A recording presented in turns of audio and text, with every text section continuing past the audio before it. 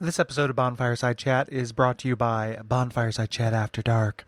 This is the brand new premium show we are going to start this quarter, probably next month.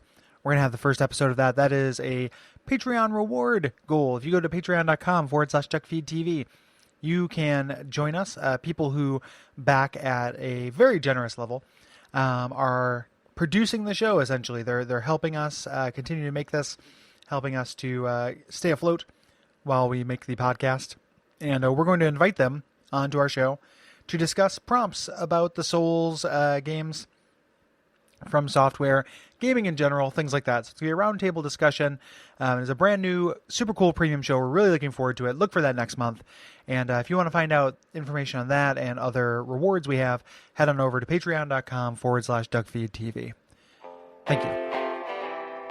Some of our landings were desperate adventures. We are now prepared to meet the inevitable counterattacks with power and with confidence.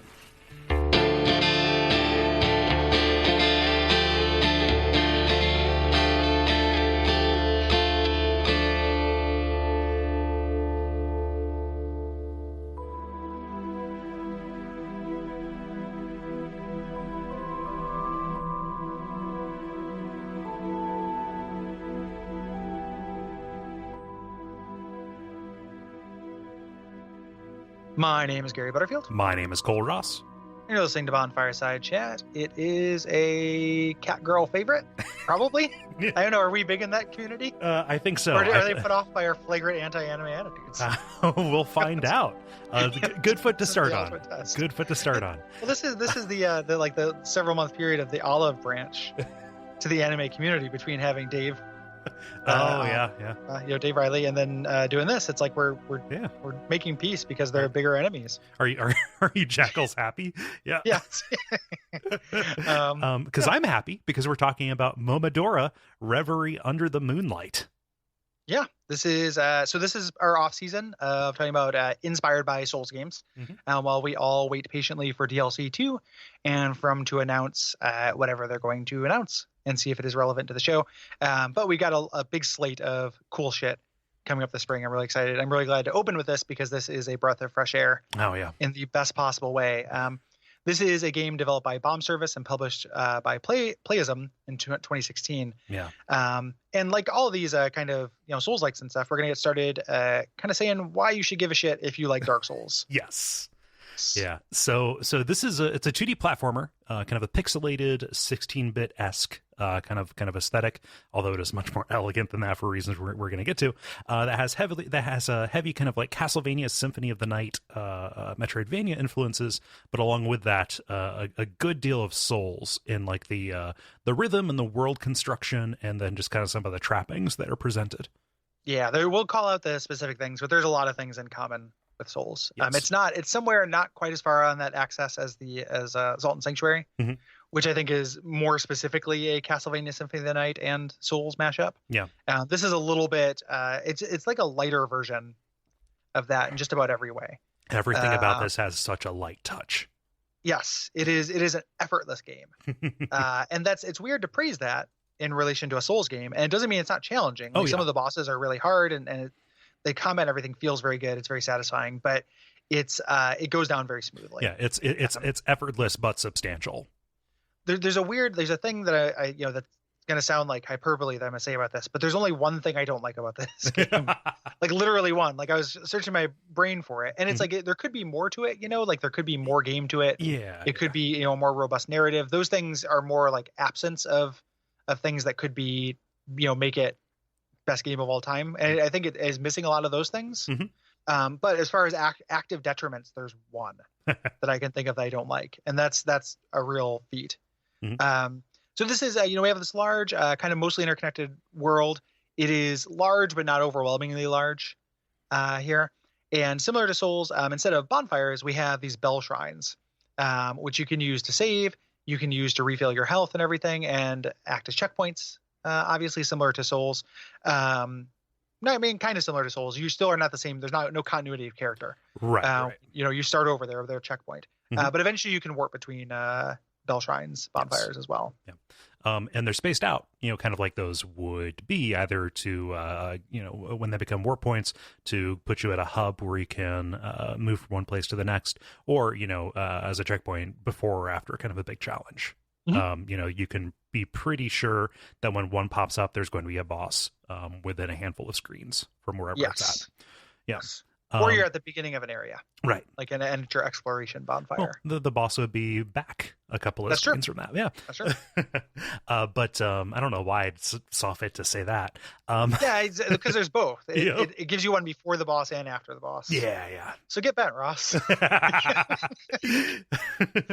So something that's really cool about this actually is so all of the items that you carry, at least all the consumables, act like Estus would, insofar as you have a kind of a Vancian magic system for them. They replenish at the bonfires. So there are merchants in this world, but it's mostly just to get a new accessory or get a new kind of a new verb or a new way to deal with something. You don't actually have to do any kind of restocking.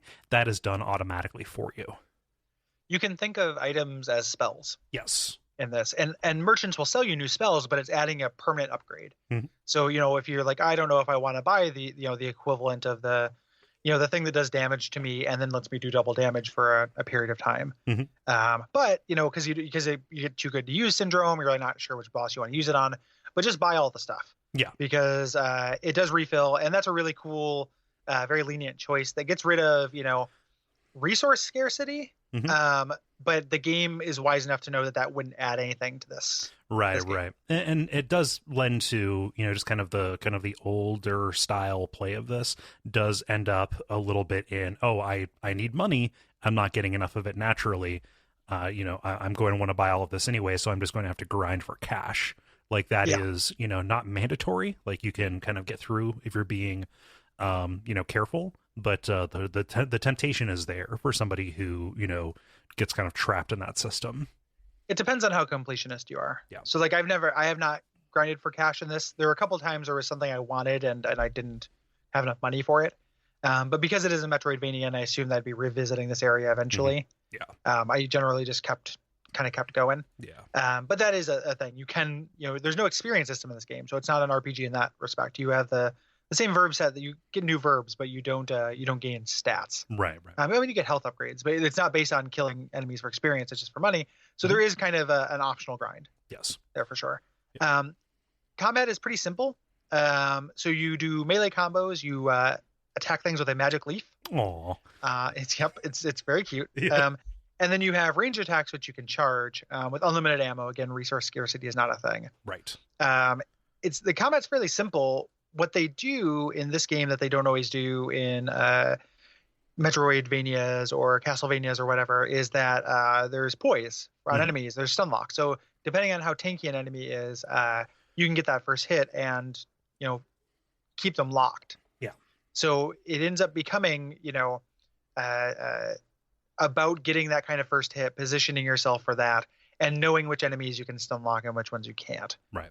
So it's slightly more complicated than it initially seems, and more complicated than the previous entries in the series, but not Souls complicated. Yeah, I was very happy with how kind of steady the combat progression was, because most of the upgrades that you get are either those kind of spells, those items that will kind of change your input to output ratio for damage, or with your ranged attacks, changing either the ceiling of your charge on those or how quickly you charge. Like there are two permanent upgrades you get through the course of the game that make that system much more fun and rewarding to engage with. Yeah. And if a pro tip, if you're playing this or bounced off it and thought it was hard, because it can get challenging at points, don't neglect your bow. Oh yeah. Always be firing your bow, especially in boss fights. So you do very little damage with it, but that little kind of damage over time thing is necessary. Yes. Yeah. The other kind of Souls-like thing is a dodge roll that you have. This is new to the series here, and it's very similar to Souls. You have invincibility frames, And you can use it to dodge through enemies and get to the other side of them, as well as dodge attacks. Mm-hmm. So this can actually, in a weird way, it is for attacking trickier enemies, but also it's a way to bypass enemies on a run. Like you can just iframe through everything if you want to, Yes. as long as platforming doesn't enter the equation. But yeah, this is very useful, and like you have to learn this. Like it is not an optional thing. Yeah, you can't block. So this is your defensive vocabulary. Right. And enemies don't have a huge leash. So this is something, and I'm not trying to turn this into a backdoor Salt and Sanctuary episode, because I am looking forward to revisiting it. But replaying this did remind me of why I like this so much more than Salt and Sanctuary. And one of the reasons is that they're both Metroidvanias where you have to do a lot of backtracking. Mm-hmm. In Salt and Sanctuary, you kind of have to deal with enemies on your way to things. Yeah. You have this very similar roll where you can roll behind people, but they have really long leashes and projectile attacks and will kind of hound you. Yeah. If you do that. Here, it's like enemies do not have that. So if you're trying to get through an area quickly, if you know it really well, it's similar to how in Souls, you can just kind of like dodge past everything. Yeah. I can get through the Undead Burg without fighting anything if I want to. Yeah. You can do that in this game as well. Picture like Super Metroid enemy placement almost. Like it is very much in the SNES style of like here's the arrangement of enemies on the screen and you have to deal with them. Yes. So there's not an awful lot of persistence, kind of from setup to setup, which is nice. And by not a lot, I mean none at all. Yeah. Which is good. Again, it lends to this being kind of a breezier thing. Additionally, we talked about those consumable items being like spells. All of your permanent equipment is almost like rings, right? You have 2 permanent equipment slots. And that's kind of fun because you can just do these combinations. Like there's a combo you can get that both increases the currency that people will drop and also draws the currency to you, like a magnet. Things like that. Like you can kind of design the way you want the game to flow around this thing, and it's very it's like rings. Yeah, 100%. Like it's like you can so that's your if you're going to grind for cash, that's the setup you want. If you're going to use your bow a lot, there is you can add poison elemental and change the fire rate so it fires as quick as you can tap it. Things like that. So you can kind of spec yourself a range. You can spec yourself in these different ways through this. And the the key word again is kind of like on a scaled back level. So it's deep, but it's not endlessly deep and confusing at all. Like you get it kind of right away. And it matches the scope of the game. Right. This is like a 6-hour game. It's as complicated as it needs to be for that. Right. Very, very cool. And just to be clear, when we say equipment, we mean specifically these kind of like trinkets, kind of things. You also will get equipment that permanently upgrades you, but that's not stuff you actually equip or unequip or find, or it just kind of happens to you as part of the game. Yeah, your character always runs around with the black dress and the shawl. Yeah. Yes. Yeah. It's gorgeous. This is such a gorgeous game. I was taken aback when I fired this up, actually. Yeah. It is aesthetically, and this is all the way down the line. Yeah. So this is how good the sprite work is, which is adorable and detailed and cute, and the backgrounds are cool and evocative. Backgrounds are really, really good. Yeah. And like these little water effects that make everything look like it's got this really great sense of art direction to it. In these senses, the animations are very good. Not just good in a way that you would appreciate as an art, but also in a gameplay sense. When you're fighting bosses, they telegraph things. Yeah. Well, and bigger enemies every enemy really telegraphs their attack pretty clearly in a way that is impossible to miss. Yeah. And then musically, it's wonderful as well. Like it is a great sounding game, and the sound effects are like that leaf hit is a really aesthetically like kinesthetic there's like a real sense of impact to everything you do. Yeah. That just feels great. I would love to get insight into the process of selecting and honing that leaf attack sound. Just because the impact that gives you is incredibly satisfying. When we talk about this animation, it's easy to with a 2D game, it's very easy to over animate.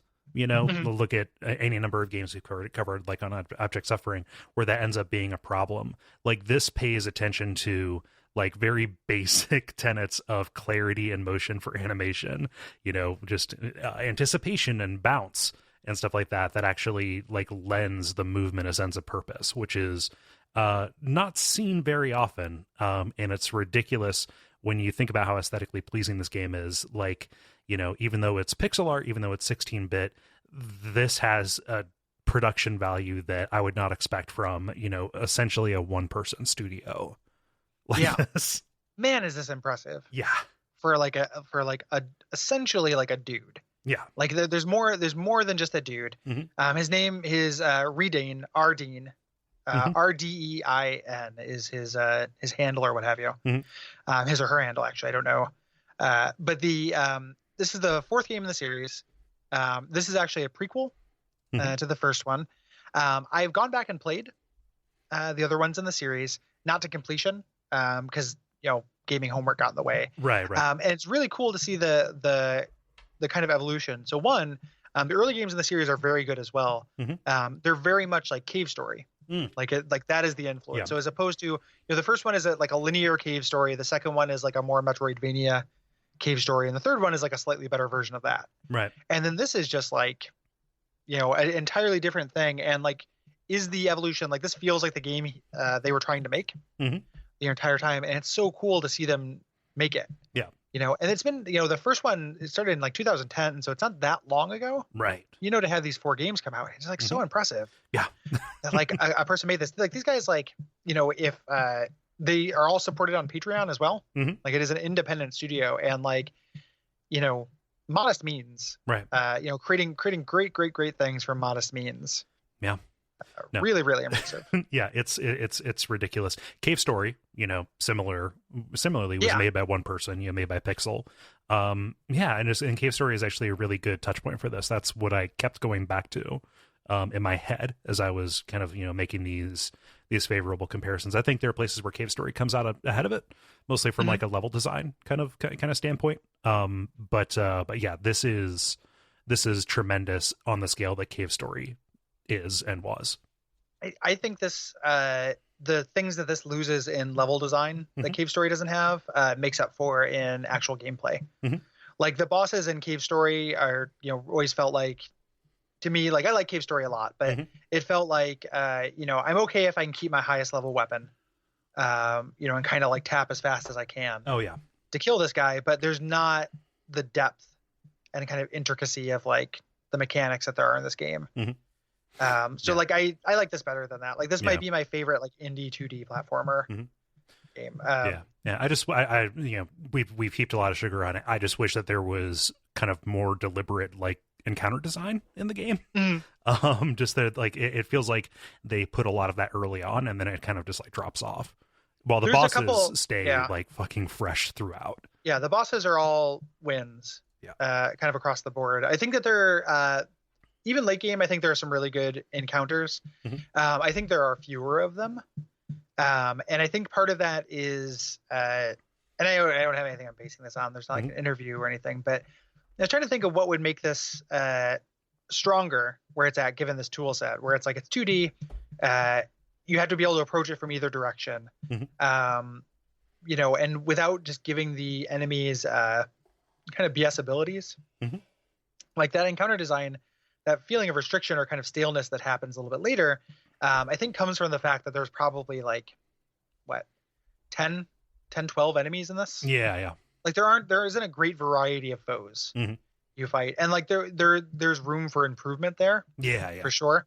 But none of them, I never fought anything. I was like, oh, this thing's fucking unfair. Right. And like the trade-off, like a trade-off you could make, it's not the right trade-off, but a trade-off games do when they're pursuing that kind of variety, is introduce some bullshit. Yeah. And it comes back to that, like, there are very few bad things in Momodora 4. There is a lack of some great things, is at least where I land on it. Like I would rather fight those, those same kind of skeletons again for the, the last, or fight, have those witches show up, those varieties of witches show up again in the final stage, then introduce something that's like, man, this is horseshit. I never had that, like, this is horseshit feeling. In this game. I mean, like, universally the highs are very high. That is just one thing that in a Souls-like game I would crave, and just something to grab onto. Like there'll be a couple of them in the notes when I was going back through. It's like, man, each of these kind of places has like a theme to it and an aesthetic, definitely. But like in terms of beat by beat, there's not an awful lot outside of the bosses. There's plenty to talk about with the bosses. Well, it's part of that just kind of limited scope to the game. Yeah. You know, again, I'm white knighting for this real hard. I know you're attacking it, but like, Yeah.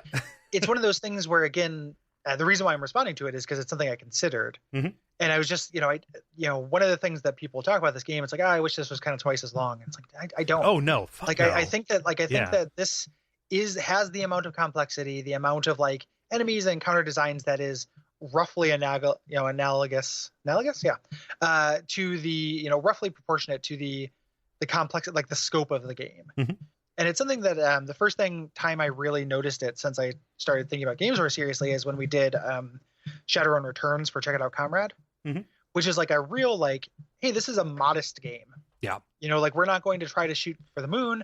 We're not going to, literally blow anyone's. We're not going to try to do anything we don't think we can do well. Mm-hmm. And that's something I respect an awful lot. Yeah. In games, rather than kind of reaching for the, I like interesting failures, but I like a game also that is like, we're going to hone what's in our capability to do and make it as close to as perfect as possible. Mm-hmm.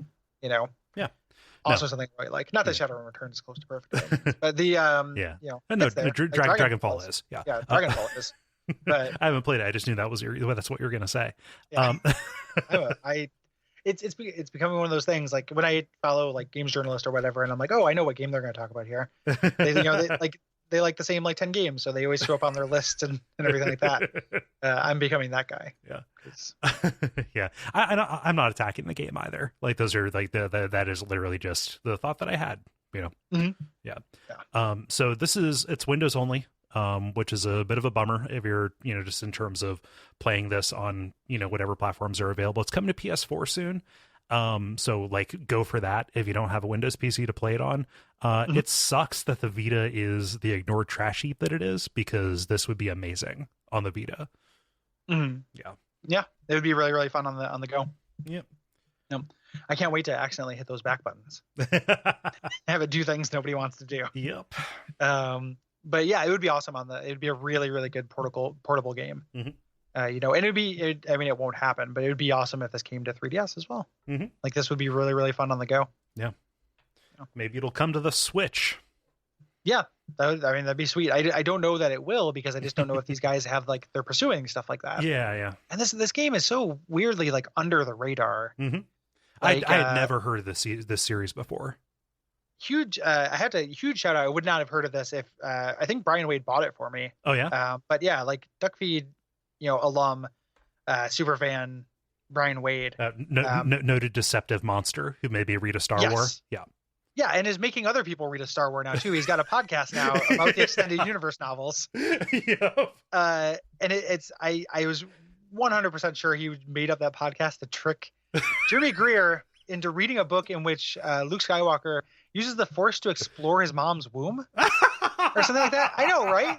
Like, is there anything about the fucking extended universe that doesn't sound like the worst thing that's ever been? But Brian is going to try to convince us that's not true. I think I convinced him because he wants me to be on the show, and I think I convinced him to let me be on the episode for the Star Wars holiday special. Oh yeah, which is about, because I'm not going to read a fucking extended universe book. Yep. Yeah, right, buddy. I like you a lot, but come on. But anyway, so I would not have heard of this if it wasn't for Brian recommending it. Yeah. And like, we talk a lot about how recommendations are poison. Mm-hmm. And like, it's just like, I don't have time for this. Like, what do you, but he bought it for me, and that was like maybe the push I needed to give it a shot. And like, just, so good. So in turn, if you're listening to this and thinking, man, what is this Momodora that I've never heard about? If you stop here and don't listen to the meat of the game, it's not really a thing you can spoil, whatever. Like, go, because even though recommendations are poisonous, this is an imminently recommendable game. Yeah. And again, 6 hours. Yep. Like, you'll play this in an afternoon. Like, an afternoon or 2 days, you'll get through it, and it just, it feels good. And I was looking, I played it whenever we did it for Comrade. Yeah. And the, I was happy to play it again. Like, it didn't feel like, I don't really want to replay that. Like, I didn't get the good ending the first time I played it. Mm-hmm. And I was just welcoming playing it. And it just feels so good that it doesn't sound bad like now. Mm-hmm. Like if someone were to put a controller in my hands and be like, hey, sit down and kill some time and play some Momodora. Yeah. Like, I'd be all about it. Yeah, like I'd increase the difficulty, or I would try one of those weird challenge runs. Like there's a pacifist run you can do, you know, where you only kill the bosses. Like, you know, there's enough kind of articulation around that. There's a whole boss I didn't fight. I didn't realize there was an optional boss. Oh, I'll be interested to hear which one that was. Yeah. Because I think I got them all. And a couple other things real quick while we're still in generalities. I know this is going on for a while, but because it's important. One thing that's similar to this, and this is something that's going to be, I'm going to admit, a failure on our parts, I'm going to assume, is that this game does have like a story and lore element to it. The way it tells its story is similar to Souls. Because it's a prequel to a series I haven't played the rest of, a lot of that stuff washed over me, and I just got kind of feelings from it. Yeah. As opposed to literal meaning. So when we run into an NPC, if you are expecting like a Dark Souls-esque, like, you know, Bonfireside Chat explanation of who this NPC is and where they fit into the world, I don't know. And part of that is like I didn't have time to replay all of the games Right. For this. And part of that is the information's not out there. Like there's not like a wiki, there's not like lore videos and stuff that I could do that I could reference to kind of shore up for my own lack of time. There is a wiki, but it's very limited in scope. Yeah, it's super. Yeah, there is a wiki. It's bad. Yeah. You know, I've looked up. There are some threads on the Steam community forums, and it's real cool because this Ardeen guy, you know, is on there answering questions from people about lore because he's, you know, that's a small studio, and the answers to the stuff is all very interesting, but it's all tied into like some of it is just exist in like the Bible that they have written out. You know, hasn't made it into games yet. This is a continuing series, and a lot of it just has meaning for those prequel things. Yeah. So if we get to a character and like you're wondering like what's up with that character, I likely am as well. There are a couple of moments that are really cool, and again, kind of get this feeling of like foreboding loss that kind of permeates this game. Yeah. But the literal meaning is something that I can't speak to, and I know that's something that will bother some people who think that, you know, that's part of our job on Fireside Chat to do that. Yeah. So it's not something that I was able to kind of suss out. Yeah. I paid as much attention as I could, but whenever somebody spoke, it was usually about the curse plague that was spreading. And it felt very much kind of in broad strokes, and was satisfying at that level. Especially when I learned this was a prequel, it was even more satisfying because I'm like, oh, like they're introducing these concepts and maybe a couple names that are going to pop up later. Yes. Even the main character that we play as is from the second entry in the series. Oh, wow. Is like a side character that you run into. And this is her kind of guiding game. And this game, as far as I understand, like does explain how she got to the point, you know, in which she is there. You know, it ends up making sense with where she appears, which is kind of weird given one of the endings, but like, yeah, I guess that, you know, that's the case. But I don't have the background on the series. Yeah. As much as I intend to play the rest of them, knowing that it's not all out there, that's part of an incomplete story, means that again you get that feel of that Dark Souls mysteriousness without the actual concrete information. Yeah. The other thing I want to point out, and this is just because I don't know where else to put it, last year on one of the I think it was Summer Games Done Quick. It was AGDQ, I believe. Yeah, AGDQ. Somebody did a speed run of this, and they did it one-handed because they had one hand, and it's amazing. So like watching somebody, you know, it's good on them. You know, that's awesome. Like, and it's real fun to watch. So that's that'll be in the show notes and is well worth your time. Yeah. I was incorrect when I corrected you. It was SGDQ 2016. Okay. Yeah, I thought it was this summer because I don't think the game was out right during AGDQ. Yep. That runner was half coordinated. Cool. Yeah. Good name for a speedrunner with one hand. Yeah.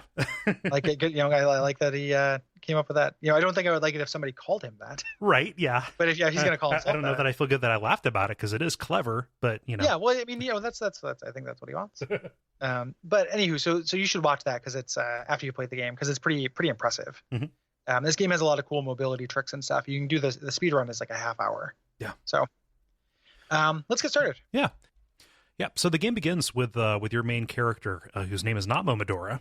I made that mistake. Her name is Kaho, whichever one is correct. Kind of arriving at this land with a guide. You know, she is, you know, come here on a boat, and we get a little bit of you know, kind of a sense of her mission. She is here to talk with the queen of this land, about sealing away a curse that has kind of extended to her kingdom in the east. And, you know, Kaho is a priest who, you know, much to everybody's bemusement, fights with this kind of autumnal leaf. Yes, like a maple leaf. Yes. Specifically. And this beginning is real weird. Like, it starts off real medias res. Like, this person that is talking to you when you start out has a kind of a weird face. It's kind of hard to tell what's going on with the sprites. And they've guided you here up until this point, and then they just disappear. They're not really a character. Right. So there's this sense of like a story that is bigger than the bounds of the game, which I really dig here. And so you head over, you're introduced to this beautiful, sprite, this very cute main character, like kind of reminds me of a white mage. Oh yeah, definitely. I think that might even be intentional. Yeah, like intentional. Yeah. Yeah. This is something that like, plushes from this game would be bought by me. And that's been true of everything we've ever covered for this show.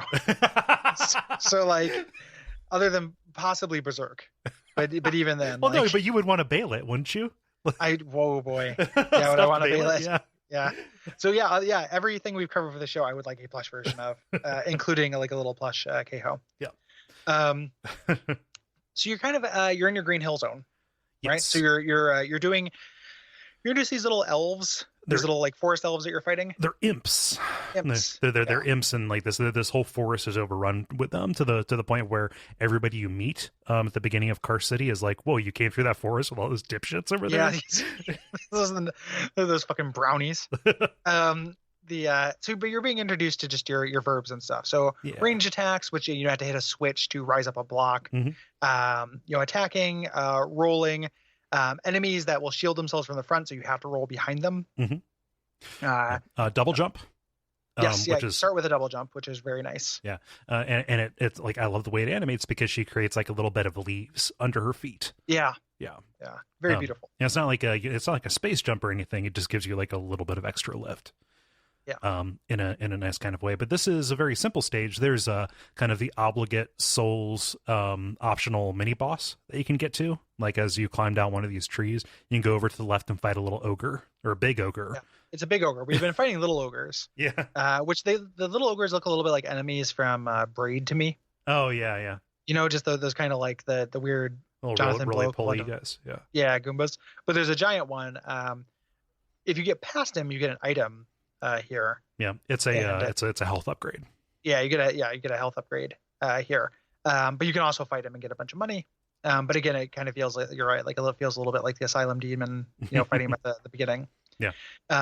We run into non-hostile NPCs as well. Yeah. There's this little imp shopkeeper in a basement that will not do business with you. No, like I want nothing to do with you.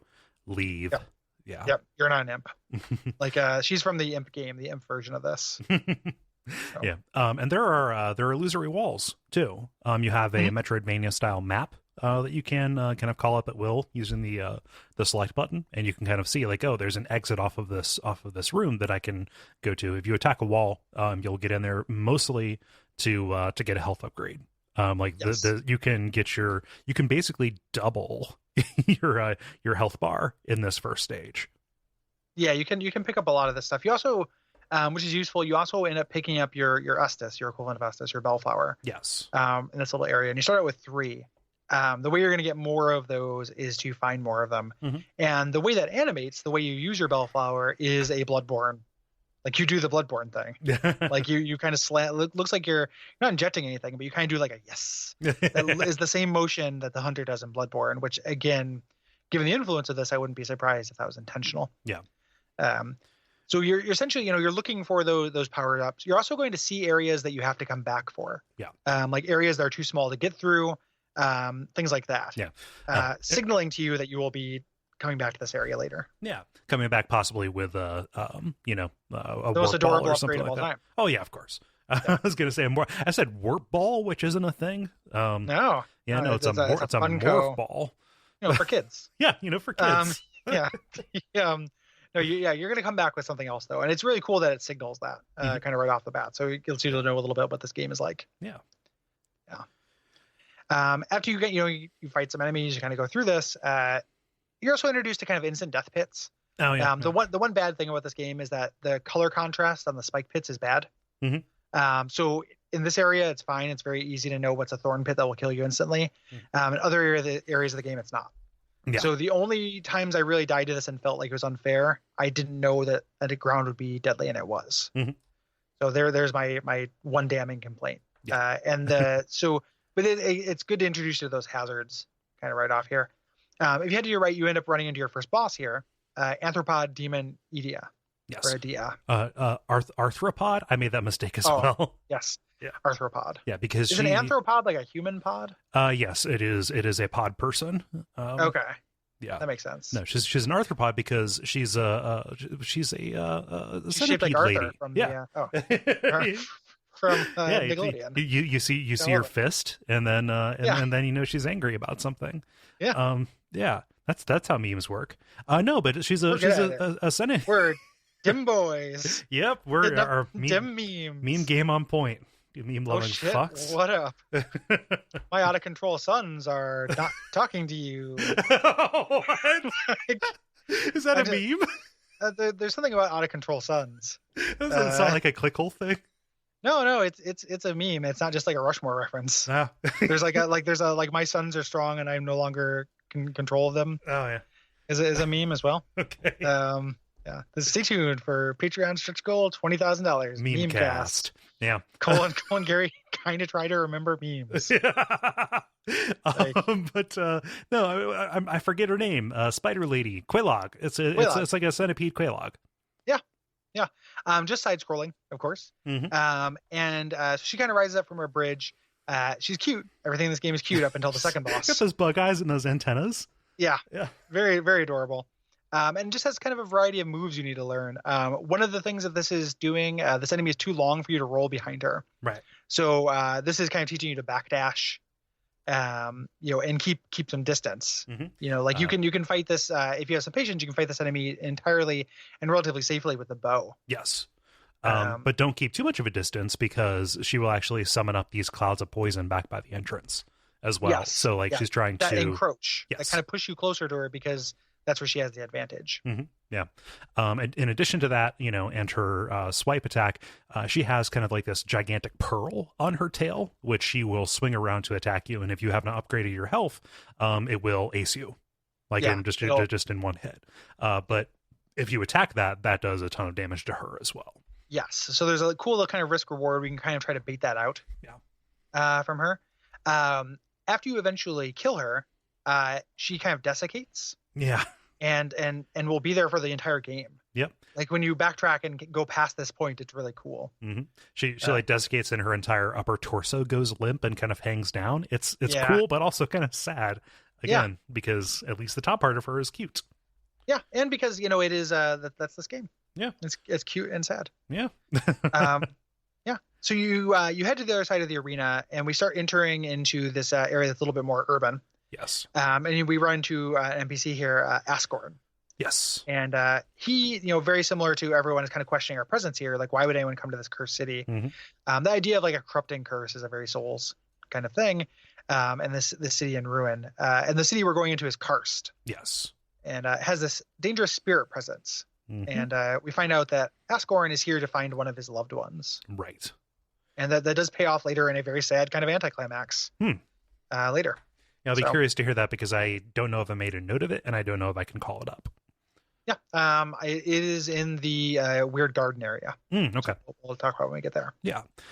So you go into Car City and the background takes an immediate turn for the Bloodborne. Oh yeah. Yeah. Like huge gigantic moon in the sky. A red moon. Yeah. Big red moon. Just kind of like huge distance. You're over a little bridge over water. Mm-hmm. Here it looks really, really astounding. Gothic spires and cathedrals in the background. Yeah. Karst is badass. And we don't spend that much time there, but it is again, you're getting this kind of sketch and this look of how this is. Yeah. We're introduced to some new enemies here. Dogs, which kind of wait a moment, they're primed and ready to bork, and then they charge you, and then you put them in jail for borking. And then these casters that shoot homing shots with a good wind up, like when they're coming. Yeah. Or not homing, they train in on you. Mm-hmm. So they wherever you happen to be, they'll shoot you from whatever angle they're at. Yeah.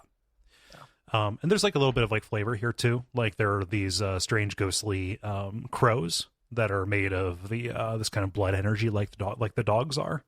But those are just kind of seen dressing to fly up as you kind of go by. I think the encounter design here is actually pretty good. With the casters, specifically like one screen with the casters over top of the dogs down below. And it kind of like introduces the spike pits. I think that's a really good kind of like, it's your first taste of real like deadly complexity. And then when you get inside, like, you'll some of the screens are indoors. You're introduced to kind of these ghost apparition enemies who will spawn behind you. They're like phantom juggalos. They've got like, they're kind of dressed up like juggalos. In a weird way. That was the weirdest Metal Gear Solid sequel. The Phantom Juggalo. Yeah. Oh man. Today I went to the coffee shop where they had that terrible Juggalo barbershop print thing, and they took that down. They had these prints that looked like Nagel, the artist Nagel, like the real 80s. They had those, except they were Juggalos that had like families, had babies, and then next to them had like quotes about family values. It's like the worst, high school, like what if I wrote a swear on the pages of the Bible, like what if I contrast something good with something bad, right? And they had them up there for like 2 months, and it was the worst. And then I was talking to and now they've replaced them with a bunch of fucking awesome Satanist, like neon goat ladies with their tits out worshiping Satan stuff, and I'm like, yes, give me more. Left hand path, please. Not the left hand path, which is my favorite dark poet. Oh God! Somebody start that Twitter. Dark hand path. TM. But I was like, man, I'm so glad you guys switched out this art. And she's like, yeah, I know. And then slipped me a biscotti. Was this fucking voodoo? Was this voodoo? Yeah. No. It's CC's. Okay. A weird motorcycle based coffee shop. But all the cool Satanist art is doing it for me in that place now. So okay, cool. All good. Yeah, no, I went to Voodoo for the first time and I was really put off. Oh man, the aesthetics of Voodoo Donuts. Like there's a weird backlash against Voodoo Donuts. We're like, they're like shit. No, that's like not true. They're actually fine. good donuts. Yeah. Like they're not world changing, but like you can get cool stuff on a donut and they taste good. They're not the best donuts in town, but like the idea, these like Willamette Week think pieces that will come out about like stop telling people to go to Voodoo Donuts is bullshit. That's dumb. The aesthetics of Voodoo Donuts is intolerable. Yep. Like it is extremely bad. Yeah, I don't need to see a pair of panties on the wall that say the secret's in the hole. Yeah, I don't know. On the other hand, that is cool and good, but it was very strange. I love vaginas. You're right. But it is not to tell a pair of wall panties what they can do with their body. What they can wrap around. What these sentient wall panties can do, they get in your hair like bats. Oh God! If you get them in your house, you're running around the house with a pillowcase, trying to catch these wall panties. Yeah, no. Just if you're ever looking to fertilize your garden, panty guano. Yeah. Oh. Nope. Nope. Yeah, that sounded funny at first when I was using it in like a cute way, and then it got. Yeah, but yep. Nope. No, not at all. Negative. Now I'm worse than voodoo. Oh, but no, I was just. You're back, baby. So, anywho, so we're in we're kind of in the interior area where these phantom juggalos are that kind of warp behind you, and again, it's not cheap. Like they're not like they just backstab you. Like they make a little poof of smoke, they make a noise, and they kind of throw these exploding balls at you, usually kind of like fireballs. Yeah. We didn't talk about it, but like poison is pretty common, especially here in the early game. That is just like you would expect, a continuous kind of drain on your health resources. Damage over time. Yeah. You kind of make your way through this interior building, which is really cool. It's set up with like these books and libraries. It looks full of things. There's like an NPC you run into, and again, you're getting kind of more hints of the state of the city. Like you run into this woman who's just can't stop crying and ask for everything to end. Yeah. Like, when will this all end? like a little bleak. You took it. Yeah. Maybe a little bit too much too soon. Yeah, I'm into it. I'm into going from this like forest area to this like, because all the people you're fighting in this are the denizens of the city. Mm-hmm. So there's a curse here that is turning them into whatever they are now. And we saw that with the crows out front. We saw that with the dogs. Like it's happening to wildlife as well. This is something that's happening here at the epicenter of this curse that presumably is affecting Coho's village as well. Mm-hmm. So Yeah, and it is kind of cool, like how abrupt that transition is. Like the bulk of this is stopping at the city gate. You know, when you get past there, it is, it is a marked difference. So we kind of continue through this. It's kind of a short stage. We're going to be going back through here a little bit. There are a couple of different ways you can approach it later on, but there's a kind of a duet of bosses that you end up fighting here in between these energy walls. The first of which is a boss called Mocha, Moka, not like the drink or whatever. Who's like a little eye stalk kind of looking dude who will shoot energy patterns at you, but it's a little bit like a Tinker Knight kind of thing. Yeah, Tinker Knight was what I was going to bring up actually. Yeah. From Shovel Knight, like he is a distraction. Like it's super easy, but then when it's near death, it will kind of fall down. The floor will crumble apart, and you end up fighting Lubella, the Witch of Decay. It's really unfortunate this is the second boss of the game, and probably puts a lot of people away. So like it makes a statement. So I want people almost to like fast forward 2 minutes and ignore this so they don't like discredit the game immediately. Right. Based on this, like Lubella is a big impressive background sprite. Mm-hmm. The rising from the background, which is a big old anime titty witch. Yep. Like she has like deer antlers, and that's kind of cool. Like she looks fine, yeah. Except for that she's got like she's buxom to the point of and buxom and animatedly so, like bouncing like a animatedly listen to buxom. Us, like little house on the prairie. Like, she's buxom. Yeah, and pointedly so. Yeah, she. Well, no, but I say that. Brother Ross. I say that. I say that to avoid saying she got big old tits what flop around as she breathes. The way you kill her is motorboating her with your lead. And just like get up in them shits and just really like Yeah, it's really the only hurt box that she has. Yes, is her boobs, which like, so she pops up like as an actual fight. It's good. Yeah, and when she comes back, it's better. Like you fight this lady twice, and the second one is a really good boss fight. The fact that there's gigantic tits on the screen just doesn't add anything. I know this is something that like happens on the network where people, you guys are prudes because you don't like the sex shit in games. I was just talking about panty guano. Come on. Yeah, we like literally like we are not. I want everyone who's ever called us like, oh, you guys don't like it in God Hand when they spank girls. Like, listen to one fucking address, dipshit. Like, it's like we're not prudes about sex, but it is just like it's about it being out of place. Like, it is super incongruous to just fight boobs, like 1/6 the way through this otherwise incredibly cute, charming game. Yeah, and except for when no she pops up at all. Yeah, like especially when accepting the time when she pops up again, it never comes up again. I was worried that this was going to that I was like walking into a cave shooter or something that. Yeah. Like, or like every enemy was going to be another, like it's Kalora, the Princess of Butts, who just kind of like, twerks you to death from the background or something. Like, it was going to be all of this. And it has to be a reference or something that comes up later in the series. Yeah. It has to be something and I've never got like a real answer. I haven't been able to figure out what's going on with this boss. It's just, you have to wireframe it to make it good.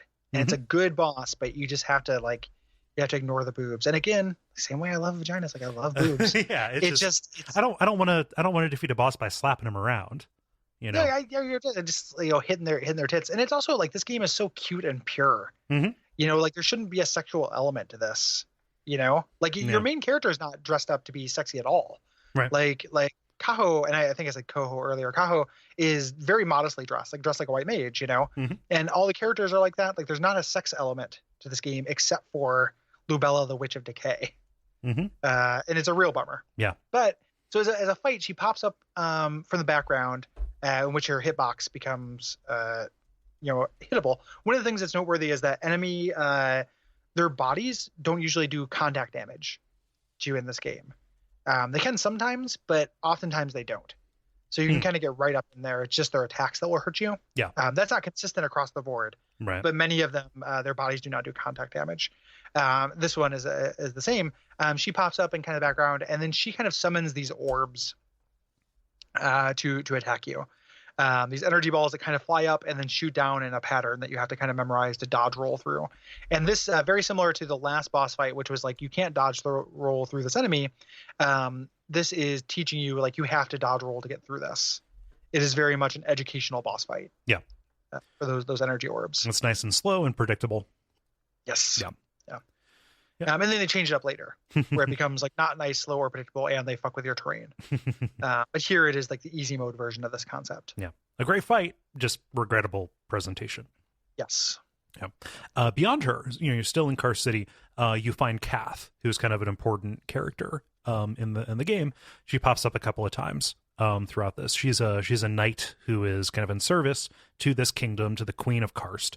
And she says, like, hey, you're fighting with a leaf. What the fuck is wrong with you? I don't think you can handle yourself. Like, just go, like, hide under a desk, like, duck and cover. Yeah.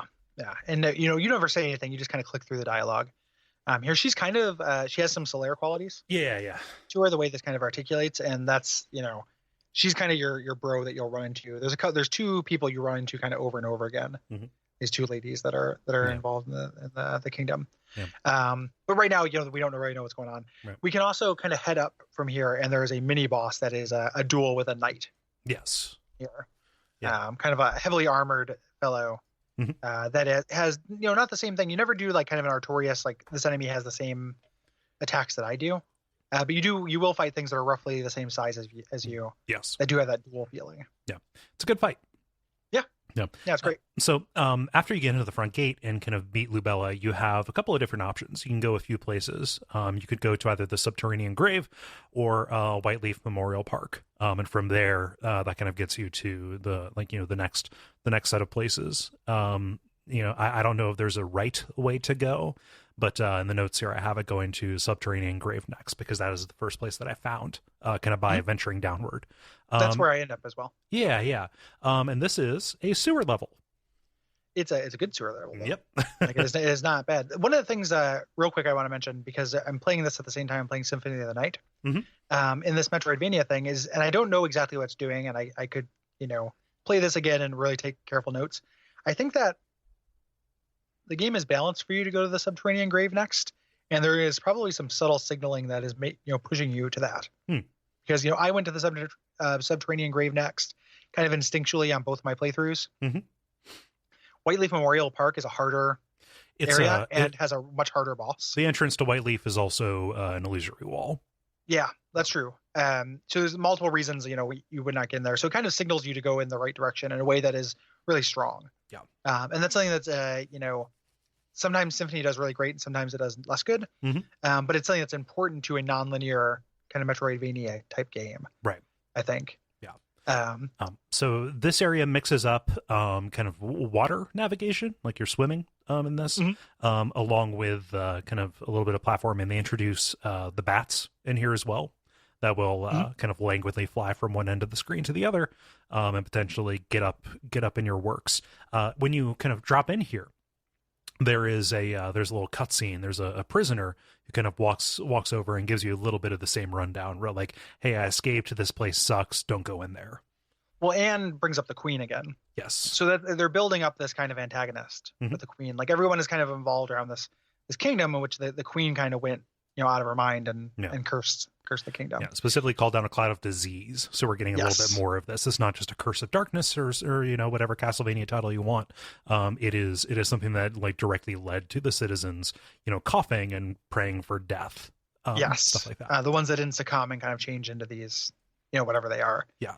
These kind of creatures, mages and witches and stuff. Mm-hmm. Swimming, it should be noted, like so you can't run out of breath. Mm-hmm. And swimming, you can just kind of jump, kind of double jump forever. Yeah. It's pretty, forgiving. Mm-hmm. And the backgrounds and stuff in the swimming area is great because this area was not always flooded. Right. You go through areas and there'll be like tables and chairs and stuff floating in the background. Yeah. Kind of languidly. And it's very beautiful. Like it looks really, really cool. It reminds me of, I love in documentaries where they show like, they go down to the Titanic or whatever. Yeah. That footage of like, you get to see this elaborate ballroom where everything is kind of floating and like, in stasis. Yeah. I really love that. It's pretty good. Some tough enemies here that took me a little bit to figure out how to deal with. So you're introduced to some casters, specifically ones that are like clerics who have these gigantic staffs, either that they will kind of turn into sights and then throw at you in these mm-hmm. big circling arcs that will travel up and down. Very similar to the Plague Knight. Yeah. Either those or the ones that will, very similar to whatever those Doom enemies are that summon the pillar of flame up from under you. They will kind of like create fountains of energy underneath your footing, and that is, again, if you're not paying attention, a very difficult thing to come back from. Yeah, it's a very, or like Gravelord Nido. Yeah, You know, people, and that's really clearly signaled. Like there's a little like energy that appears at your feet. Yeah, and then there's you an can audio dodge cue. out of the way. Yeah, absolutely. And there's an audio cue that's kind of like really hard to mistake. It's like a much higher register than everything else that's happening in the soundtrack. It's like it's this little like unnatural sounding sound that tells you get out of the way. And one of the ways they change this up, mostly we talked about in the beginning how the enemies that are there are available for that encounter only. We run into some of the mid-game encounters in this, take these witches and kind of put them in inaccessible areas. Yes. So it just kind of becomes an ambient hazard that you can't stay in one place for very long, which I think is very cool. Like, and is mostly additive to the areas where they do it. Yeah, it's tricky here only because they sometimes put them in screens that have water, and you navigate just a little bit more slowly in water. Yeah. There's a prison that you can find down here, presumably the one from which our prisoner friend escaped. Here you can find our friend from the beginning, Arstock or whatever he is. And I never figured out how to get him out, but there's also another person you can let out. Can you shed a little bit of light on what happens here? So I'm not exactly sure how. Maybe I might be mistaken. So in the White Leaf Memorial Park, where you head later, you find Arstock looking over a grave. And maybe I did that. Maybe that actually happens. Maybe I helped him escape and did not know that I did.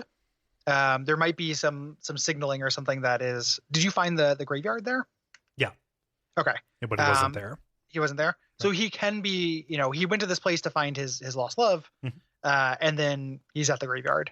So like that's how that ended, and that's the end of the quest line. It's not like complicated. Right. Yeah. I did something. I don't know what I did in the graveyard to make that, or in the prison to make that happen. It's also dark, and these characters are in like kind of cells. Yeah. I wonder if they're similar looking people. Like this is not Arstock and is instead somebody else. Yeah, he has a similar kind of sans face. Yeah. It's pretty hard to tell. We haven't talked about the merchants who you run into as well. No, the ones who look like My Buddy dolls. Yeah, spooky My Buddy dolls. That's all I really wanted to mention about them. Is that they look like Killer My Buddies. Killer My Buddy. Yeah. And they sell very limited things, just one or two things, almost always kind of appropriate for where you're going to go into. Like somebody here, I think that's how you get the item that will light up the screen a little bit for you, so you don't have the visibility problems.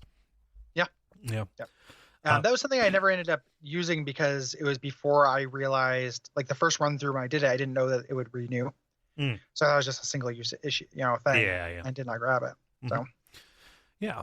Also, this is a place with swinging platforms as well. So we're kind of introduced to some difficult timing on the jumps. Yeah, a double jump makes any kind of thing when you're doing that so much easier. Yeah. Because you can kind of course correct. Yeah. So let's talk about Derelict Frida. Before we do that though, did you find the shortcut? Which shortcut? So if you look on the map, the room right before Derelict Frida is just to the left of the last bell that you used. There's an enemy the enemy that throws explosives. If you can get him to throw an explosive at the wall that separates them, you basically reduce the run to about 1/10 of what it otherwise would be. Otherwise, this would be kind of a BS boss run, right? Because Derelict Frida is kind of tough. Right. I definitely found that. Okay.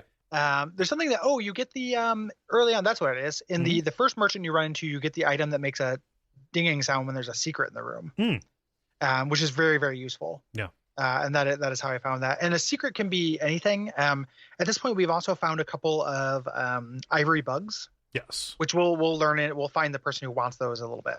Yeah. Something else, just in case anybody who is an expert at this is pulling out their hair. Something that, and I don't know if you knew this, Cole. If you beat a boss in this game and you defeat them without taking damage, you get a special item that mimics their weapon usually. Yes. Yes. So we could have gotten that for the last 2 bosses, but I can't beat an enemy I can't beat a boss without getting hit. Right. Yeah. Like if you defeat Centipede Girl, you get her pearl from the end of her tail, stuff like that. Yes, which gives you poison to your arrows, which you can also buy. Mm-hmm. But the second boss, if you fight Lubella, you get a thing that rains energy from the sky, I think. Oh, nice. You get kind of different spells. Yeah. And they sound very useful. I can't beat bosses without getting hit. Right. In general, like it's pretty rare that I can do that in games I'm better at. So it's just not a level that I want to play games at. Yeah, but it's cool that it allows for it. Like there is a very high skill ceiling to this. Yeah. So Derelict Frida, at first it appears that she's wearing a plague mask, which would make sense because, hey, this is a place that is full of sickness. It's bloodborne AF. But no, she's kind of a bird woman. And I love the way that Derelict Frida is animated. Oh, yeah. Just kind of like her loopy long neck. She's got kind of like a weird, her lower body, which is kind of a cloaked kind of thing, is kind of non-specific. You know, like she's kind of like, will kind of like melt and you know, has that little fluidness to her movement. She also summons dogs. Yes. To fight you. There, which notably do not count against your pacifist run achievement. Which is part of beating the boss. Also, there's a cleric that if you don't kill her, she will join the fight. I was just about to say, like, that's something I noticed as well, because shades of that channeler in the depths. Yep. Yeah. Just that was how I ate my first death in this. So she has two very difficult or very heavy hitting attacks. She charges up these kind of Iron Man lasers from her chest. That shoot and kind of take up one whole half of the screen. And you just kind of have to make sure that you're maneuvering on the right. The charge up on those is very lengthy. The other one is one that kind of comes a little bit out of nowhere compared to that, which is her kind of pecking attack, where she'll loop her neck around and then come at you. She loops around to her back, like she bends her neck kind of backwards, and then thrusts forward. So that's your cue to roll through her. Yes. Here, which if there's a kind of like a something that this fight is about, that's probably the closest thing. Yeah, and it's not just like a drinky bird peck. Like it is straight up like attacking a quarter of the way across the screen. Yeah. And if you kill her without getting hit, you get her Iron Man attack. You get her chest burst. Nice thing. Yeah. I'm happy you looked up the specifics on those, because I didn't know. I knew from watching videos you got something. Yeah. So I don't have all of them memorized. I've looked up a few of them. Yeah. So after you defeat Frida, something new is kind of introduced, and these are going to be what we're seeking out. These kind of crest fragments, one quarter crest.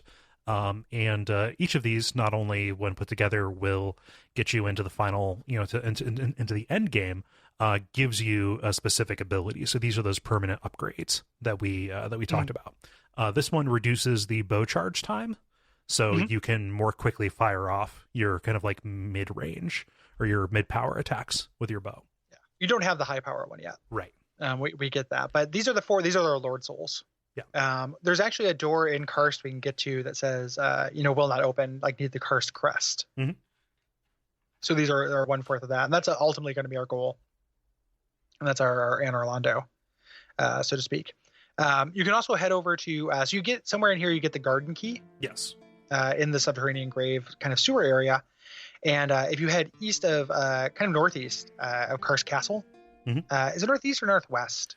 It's northeast. It's to the right. Northeast. Okay. Yeah. And who knows what direction north is? If we assume that up and away from the earth is north, that's in it's kind of in my conception, it was a little bit left of the bulk of the game. Like in my map, I'm imagining in my head. Yeah. But it's to the right, and it's above the House of Cinders, but below the Forlorn Monastery. Okay. Yeah. But this is a Whiteleaf Memorial Park. Yeah. Which is kind of like a semi-interior kind of garden. Yeah. Like a marble kind of garden, and it's a cemetery. It's very like a large. Yeah, it's a very pretty cemetery as well. I love the color palette in this place, which I understand is a very shallow thing, but you still have that red moon with its strange little satellite in the background, but it's this nice like gray and orange kind of cast everything. Yeah, very pretty. And you're mostly fighting kind of plant-based enemies, plants and like gargoyles. Yeah, and stuff. Here, the gargoyles have infinite poise, It's the first enemy you cannot stun as you're attacking that you run into, I think. Down in the House of Cinders, we run into some kind of bugs that also have poise, but these gargoyles have poise as well. Yeah.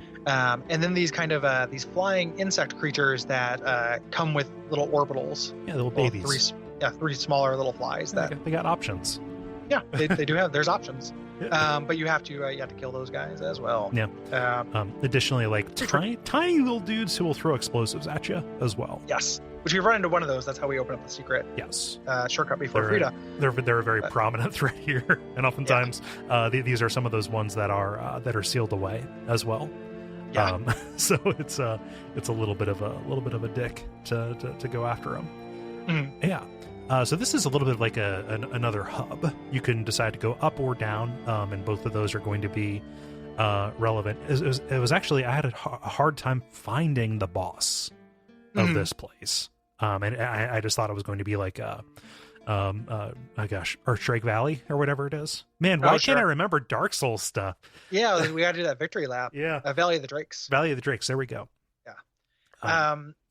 Yeah, for me, the thing, I didn't have a hard time finding the boss. The thing that this does in kind of a level design sense that I don't love is that on your way to the boss, there is a side path, which will actually give you your save point before the boss, but it looks as valid as not doing that. Yeah. So if you kind of flip a coin, if you just explore one of the areas first, you're just going to run into the boss without hitting that save point, which I think is not great, in general. This is where we run into a bunny lady who wants to buy our ivory bugs. Yes. I think if you do all 20 of them, you get a thing, and for smaller amounts, you get money. Okay. Yeah, I think I turned in like 8 of them, and most of the ones that I found were just I found them by exploring, trying to find secret walls and stuff like that. So. Yeah, they're not visible on the screen as far as I can tell, but if you have that item that'll jingling when a secret's nearby. Yeah, I'm not about to do a completionist anything. kind of no matter what. Yeah. So I'm not going to find the 20, whatever your 20 things are, no matter what. Yeah. You don't have to get the good ending or anything. There is a completionist, like there's a thing you have to do to get the good ending in this, but it's something that you want to do anyway. Right. So you can head back here if you want to, and eventually this kind of becomes a teleport hub. So you can get back here to give up your bugs. So you eventually you find that boss in that fork in the road, and this is a Lulubella, another booby witch. It's like the harder version of the booby witch. Yes. Is it another one? Like they're both Lubella. No, that was a mistake. Full disclosure here. I've got just a long play of the game up on the side. And it is just Lubella, the Witch of Decay. I'm going. I didn't remember the name of the boss. I made a mistake when I was typing it out. Sorry, fam. It's okay. But so Lubella's back. Yes, she was like, I've wasted enough time with you before, but now she is here, kind of on her home turf. Again, Booby Witch. The arena is altered here as well, so you no longer have the entire screen of safe floor. There are death pits on either side, so there's kind of less room for dodging. And you're just kind of constrained to your safe zone and her hurt zone. Yes. Yeah. So it reminds me a lot of like Super Mario Brothers boss fights where Bowser will like destroy part of the floor. Yeah. Or whatever, a little bit like that. Just with higher stakes. And it's a tough fight. You have to really get the dodge timing on those energy balls correct. And you also have to know the exact kind of scope of your dodge. So you didn't accidentally dodge off the platform. So you eventually, but more if you were good with regular Lubella, you can do this. When it ends, Lubella says no, and then blows up, seemingly taking you with her. Right. So you die, and it gives you the death animation, and the screen goes to black like you died. And I'm like, oh, it's like a Seath thing. It's a mandatory death, which it is. But can you imagine how good the Duke's Archives would be if when Seath killed you, you woke up as a kitty cat? Yeah, you woke up as a cat. Yeah. We saved your body, but we had to put you somewhere else for a little bit. It's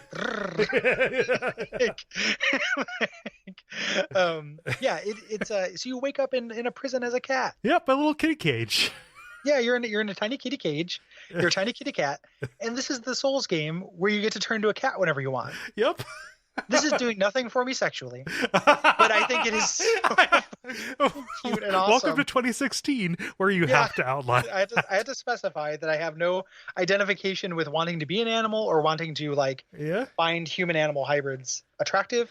There's no like Dr. Moreau porn for me or anything. But the fact that I can turn into a little cat and the cat is actually like effective and good. Mm-hmm. Like it's not like you turn into shitty cat mode and you have to like avoid fights or anything. Right. Nope. This cat wrecks shop.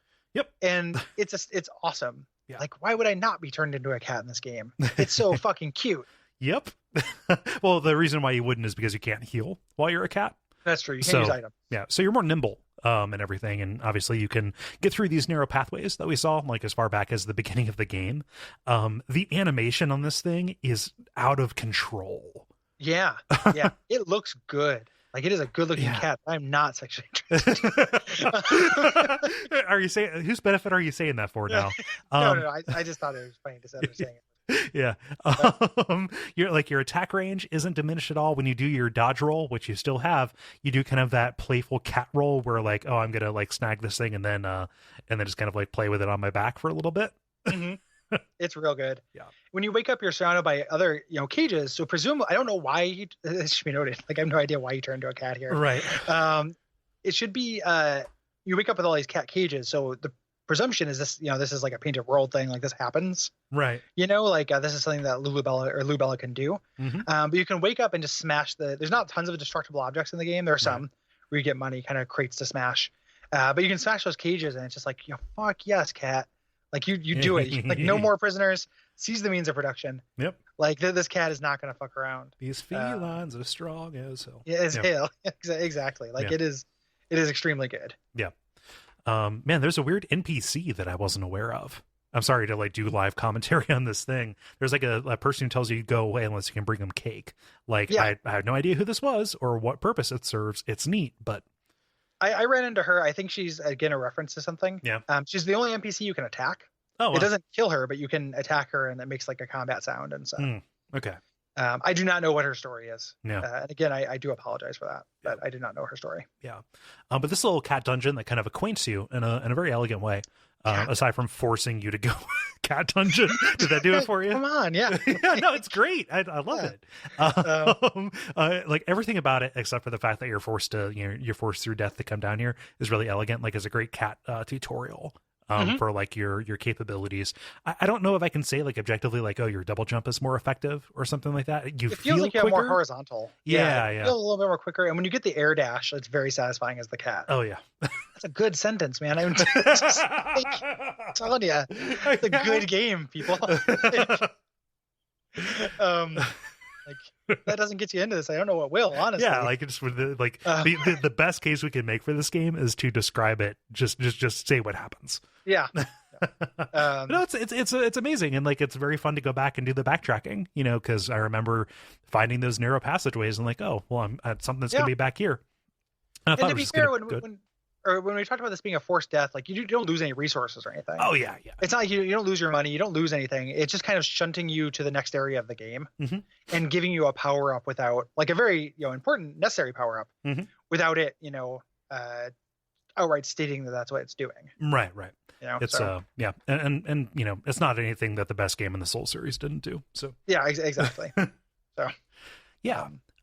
So you would think, oh, I'm just going to go back and do these little backtracking things and maybe get some more health. But no, there's a very important item that you end up getting by going back to the forest, which is, you go to... Should be, real quick, you get an orb that lets you turn to a human after you get out of the cat dungeon. Yes, so you're not permanently a cat. Yeah, you're not too biased into being a cat. Yes, unfortunately. Yeah. So yeah, you go back to the forest because you're backtracking, and you get a necessary item. Yes, you pass into a strange ghost version of the forest whose name I didn't write down, and that may be another just something from the series. Again, apologies. But you get a crest fragment that lets you warp at your bell. So this is your Lord Vessel. Yes, and keep in mind you do need you need all four of the spheres. So it's necessary to backtrack. This is not. There are optional things that can happen from backtracking, including the one that gets you the good ending. But this is actually necessary. Yeah, and this forest area, like, you just have to dip back here once. A lot of the backtracking you do otherwise is just kind of getting from place to place. You'll run into your thief, kind of prisoner lady. Your lady thief here, on your way back, and she's just getting out of Dodge. Again, there's not like a real quest line to that, and if there is, I missed it. Yeah. It's just you find her, you talk to her for a little bit, and you set her free. Yeah. Or you kind of send her on her way to get out of here. Yeah, like she's gonna go take refuge in the imp forest. Yes. Yeah. She's got some impish properties. Yeah. So we can head to the House of Cinders now. Yes. Which is below Whiteleaf Memorial. Right. And this is it's a mansion that is always on fire. Yep. You shouldn't buy this. It's so hard to choose how you're going to die. Yeah. But it is a mansion that is always on fire. Yes. It is great. Like this and the Royal Pinacotheca or whatever. Like they share Sen's duties a little bit. Yeah. On here. So the boss of this is wonderful. Oh yeah. Like the actual set piece moment that happens with this boss is very cool. Mm-hmm. Yeah. So you're navigating through these dropping spike ball traps, or kind of like thwomps a little bit. And also like there are just a tremendous number of spike pits that you are going over. Again, because you have that double jump, the instant death drop never feels, entirely punishing. Like it was always my fault when I just kind of fucked up and didn't manage things correctly.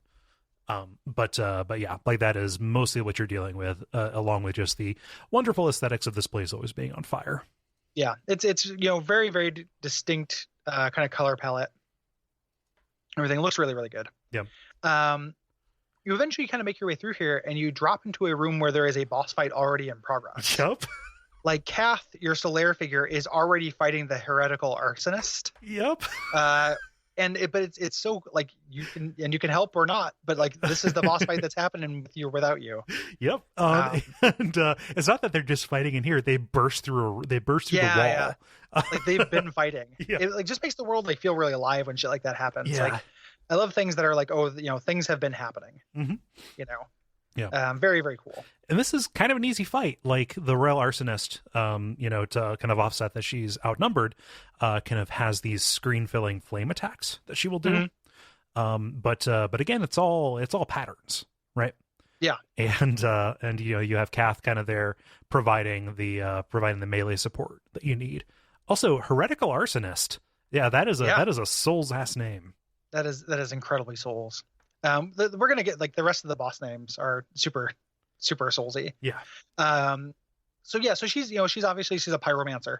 Yeah. And you can get a flame magic if you want to kill her without getting hit. Which out of all the bosses, this is the easiest one to do that with. Yeah. Because you have a tank. Right. And you can just kind of sit back and shoot arrows if you like, especially if you're spec'd for it. So there's not too much to this boss fight. Like it's pretty easy. Yeah. But again, it's just such a cool set piece. Yeah. Is she wearing like I took a note? It looks like she's wearing a straight jacket, like that she's like broken out, like she's wearing like what appears to be a constrictive white garment. Yeah, it definitely does look like that. I'm pulling up a picture now. Yeah. Yeah, I could see it, and she's a heretic, you know, and that makes sense. And it's possible, that she is the reason why this mansion, which like probably wasn't on fire forever. It wasn't built on fire. Yeah, it was not. Yeah, it's not that Strokes album Built on Fire. Like it is, set on fire right as we go. But yeah, she also has a whip. So it's like she's kind of like in a straight jacket, and maybe she's whipping her restraints at you, which is very neat. Something we missed that you run into for the first time here as well, and the only reason why I know is because I just pulled up a little image of this boss fight. Yeah, is this where we run into our first mimic? Oh shit! Yeah, of this game. Yeah, and the mimics in this game look awesome. Well, it's not just like they don't sprout legs or whatever. They're like grown in place, and they pop up like piranha plants or something. They're plants, like that. Like they have these kind of roots and become they're these one-eyed like abominations. Very, very cool. Yeah. So it's a great area. A couple of other enemies that kind of function like stuff that we've seen before. Like you have these priests that are carrying lanterns on the end of their staffs. You have like little flame dudes, but again, they're just kind of constricted to this place, and they don't do an awful lot that is kind of different enough to be additive. Yeah. The crest that you get here is super useful. It lets you dodge in midair. Yeah. Which is really, really empowering. Yeah. and makes, moving through this, speed running in a colloquial way, not like you're actually trying to get the best time, but just running through an area you've already been through and trying to get there as quickly as possible makes it incredibly satisfying. Yeah. The way you can fly. The way it articulates is it's like you have a third jump that just shoots about 4 or 5 tumble widths horizontally. Yeah. It's to your dodge button, so it is like a third jump, but it's a sky dodge, and it has iframes as well, the same way. So it becomes actually very useful, especially in the end boss. Yeah. And especially the real version of the end boss. Yeah. Becomes very, very useful. Yeah. So there's a little bit of exposition here. If you haven't figured out that the crests are important right now, Kath kind of outlines like, hey, you remember that door that was back in Karth, or Karst, sorry. I think Karth is a NPC from the Knights of the Old Republic. Or Karthus. No, Karthus, yeah. Back in Karst, like, hey, in order to get at the heart of this, because, Kath is having her own kind of crisis of faith at the moment as well. Like, she should be serving the queen, but she's having second thoughts like, hey, if we're going to do anything, we need to get these crests, or all complete the crest in order to kind of like get in there. So go find whatever ones you haven't, and then we'll meet up. Yeah. And this is there's also kind of a little moment of satisfaction because this is the first time she sees you fight. Yeah. So there's a little bit of that, like, in kind of like anime samurai movie. Oh, now I kung get fu it. movie kind of thing. Yeah. Like, oh, I underestimated your mantis style. Now I get, your leaf style. There's a little bit of that. Yeah. You have an option here where you can say whether you want to team up with her or not. I don't know what happens if you say no, because she seems like solid. I'm not gonna turn down help. I never said no to Kath. Yeah, I never. Yeah, dun dun dun. Dun, dun. So you can actually. So the next place you can head to is the Forlorn Monastery. Yeah. I think you can get here earlier. Actually, yeah, you can go up right from the park. Yeah. You can get here before the park, I think. Oh, wow. I think you can get here from the first kind of hub. Because if you just head to the right from there, you run into this like monastery area that's full of nuns. Full of these priestesses that are mostly quiet, but will tell you kind of to pray. I don't know the entire story for these things. Right. They ask for donations. You can give them to them. I don't know if it has an effect. Right. Again, forgive us, A, for not knowing if you could get here before, and B, for not knowing how the system articulates. Information is very scarce. Well, and I played through this game twice. I have my 2 playthroughs. Yeah. To go by, and there's not reference. Way to throw me under the bus. No. I mean, I don't mean no notes. I mean, nothing for me to look up online. Yeah. No strong game facts or strong wikis. Yeah. So this is an area that there's real caster dense, but mostly it's just about getting around. There aren't tons of enemies here. Right. There's some, of course, but it's mostly about navigating hazards and platforming. Right. Which is great because you just got the air dodge. So like what good timing. Like most of these things are set up, if you're following in this kind of order, which it kind of subtly pushes you towards, you're going to get an item that helps with the next area generally. Yes. Yeah. This is the place where we talked about those casters kind of being locked away. Like, there's like an elevator that you have to go up while also avoiding these kind of projectile attacks. Yeah. And they're, again, just like Gary said, very caster heavy. You find this witch woman who is surrounded by cats, who I don't know what purpose she serves in the story, but she just kind of gives you a little bit of the same rundown. Like, hey, if you're going to do this, well, I don't understand, but the queen's out of control, etc. And she gives you the monastery key because she kind of knows what you're after. She is somebody specifically asked the creator about this in that lore thread I was talking about, and she is just kind of an otherworldly kind of being. Like she is a purposely mysterious kind of character. Yeah. That essentially just gives you an item and kind of pushes you forward. Yeah. Really, it's a great screen. It's great. It's a library with like a witch crawl, this area crawling with cats, which I can definitely get behind. And one of the things, because we're going to talk about Dishonored 2 for Watch Out for Fireballs, it's like I am so ready for witches to make like the comeback as the antagonist. Yeah. And kind of like thing. Yeah. Into witches right now. Yeah. There's that witches comic that's really, really great. Just in general. Give me more witches. The Roald Dahl book Witches. Oh, that's terrifying. Oh yeah, one of the scariest books I've read. Yeah, absolutely terrifying. At least I remember it being very scary when I read it in 6th grade. This is where there's the skulls that explode and curse, right? Yes. Where that status effect is introduced, which is lets you can't heal if you're cursed. Yeah. And they're just kind of like these floating bombs that remind me a lot of like a Castlevania enemy. Yeah. Yeah. The other thing too is when you're talking to Cotillard or Cotillard, if you turn into a cat, nothing extra happens, which really bums you out because I was like, man, I'm just gonna live out the rest of my days here. This lady seems like she knows how to take care of a cat. Like, add me to your menagerie. Yeah, please own me. Some restrict me.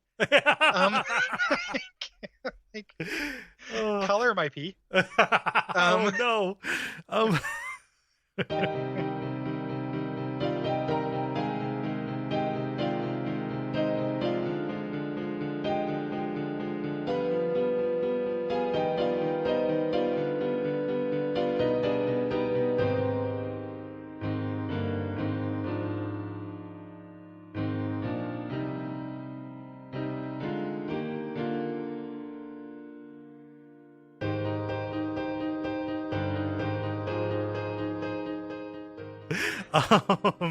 So the boss of this area that we have to, kind of, again, in this creepy monastery full of these nuns who may or may not talk to you, kind of up in the very upper reaches of this place, is an amazing boss. This is the hard boss. I think this is the hardest boss of the game. Yeah, I love this so much. Yeah, it's really, really good. Yeah. And this is the game's like Orange Dance moment. Ironically, it's not the moment where you fight two bosses, which is really cool. Like that boss is next and very good. But this is like the duel, really, really tough, a bunch of tries and feel great when you finish it. Yeah. So this is Partner Fennel. Yeah, Partner Fennel. Delicious. Yes. Yep. But it's a little bit like Lady Maria.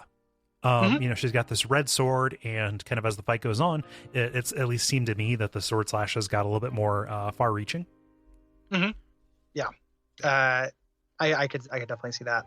Her big so she curses you. Mm-hmm. So we were just introduced to curse a second ago, and she can actually give you that status effect, which is a huge deal. Yeah. In this boss fight, because something that we didn't really talk about is that there's not like a undead ash or something, something that will give you better heals. Right. So sometimes you have to spam that. Mm-hmm.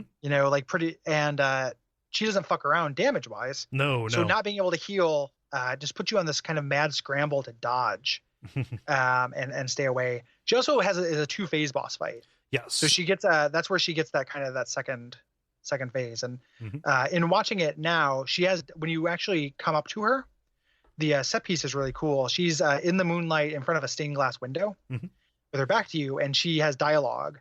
Before you fight her, she says, the queen has gone mad. This covenant in our abode is all that's left for those who pray. Mm-hmm.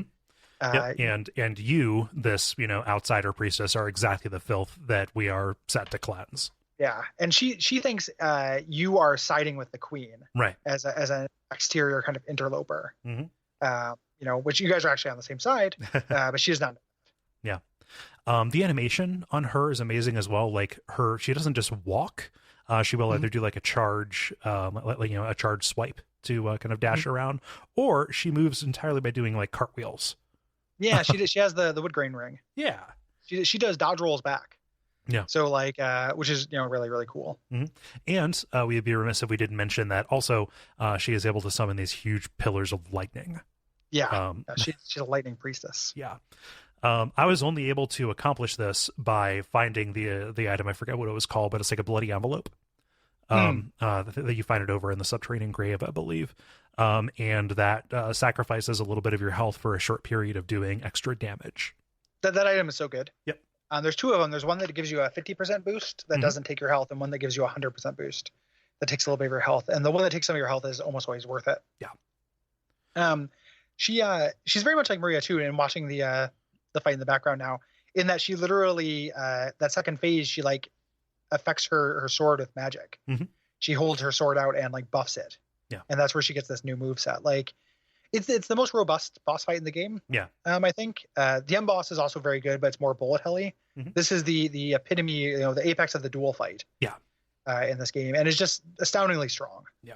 Like anybody who likes Souls boss fights will really like this, I think. Yeah. If you're having trouble with this, I'm going to make a rare YouTube recommendation. Normally Gary's the YouTube recommendation guy. I'm a tube boy. You're a tube boy. There's a guy, Combat Lobster, who did this Let's Play, like does weird little I know it's a good name. It's a combat lobster. Does like little drawovers on the screen, like pauses stuff and says like, hey, attack this right here. I didn't use that for the actual fight, but I'm watching it now. That's really cool. Yeah. So I'll send you a link to that, Gary, and you can put it in the show notes. Yeah, I will. Yeah, but this is an amazing fight. I think that like as a centerpiece for showing how this kind of simple game can have, the complexity and be compelling for somebody who is down for Souls type combat, or, somebody who really does, dig on the Artorias fight. A great deal. Like I hit my head against this. I lost hope a couple of times, and this, like beating that was a reminder that like, oh, like hard things can be fun. I feel like this is fun. This is hard in a good way. Like I'm totally down for it. Like this is like this is an awesome high point for the boss fights in the game. It made me wish there was like aesthetics or aesthetics. Like I would like to play it again. Yeah. Oh, it has aesthetics. Come on. Yeah. There's aesthetics for days, but I wish it had aesthetics. Yeah. So good. Yeah. So what you get from her is a crest that will allow you to charge up your bow an extra level. I think 2 extra levels. Just one. It gives it a mega level. Okay. Yeah. And then, combined with the one that lets you charge more quickly, again, just making that system more robust. You're not just plinking away health. Yeah. So this is where the optional boss is. If you find something that's like a soft tissue or something like that, and give it to one of the priestesses who is kind of hidden away, you will do a caster boss called the Archpriestess Choir. And I missed that. I feel bad about it, but I missed it. Yeah. And playing this game twice. So. Yeah. Look it up. It actually looks like a very fun fight. Yeah. I'm definitely, I've kind of got like an all bosses going on and repeat in the background, just to remind me of what items you get, and just to remind me what they look like. Yeah. So this character that you fight, that like you run into her otherwise, it's just if you have that item. So I remember talking to her. She ends up hanging out like near the right side of the cathedral kind of area. Nice. But yeah, it's like a cool bullet hell fight. It looks like. Yeah. And you want to keep your distance. Yeah. Looks a little oh gosh, why can't I remember anything? Not the Darkstalker fight, the dark Dark Lurker. Yeah, Dark Lurker, there we go. Yeah, except with just one. Yeah. But yeah, there's some similarities there. Yeah. So and just referring to one person as a choir is a very Souls thing as well. Yeah. So now that we have all 4 of these of these crest pieces, we can kind of go into the end game here by finding that door again, back toward the beginning of Karst, and entering the Royal Pinacotheca. Pinacotheca. Yes. I'm going to do a dictionary search on that right now because I have no idea what that is. I have no idea either. Yeah.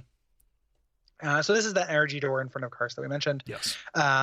You come in here and there's another cat lady kind of in the beginning here, cat ladies for days.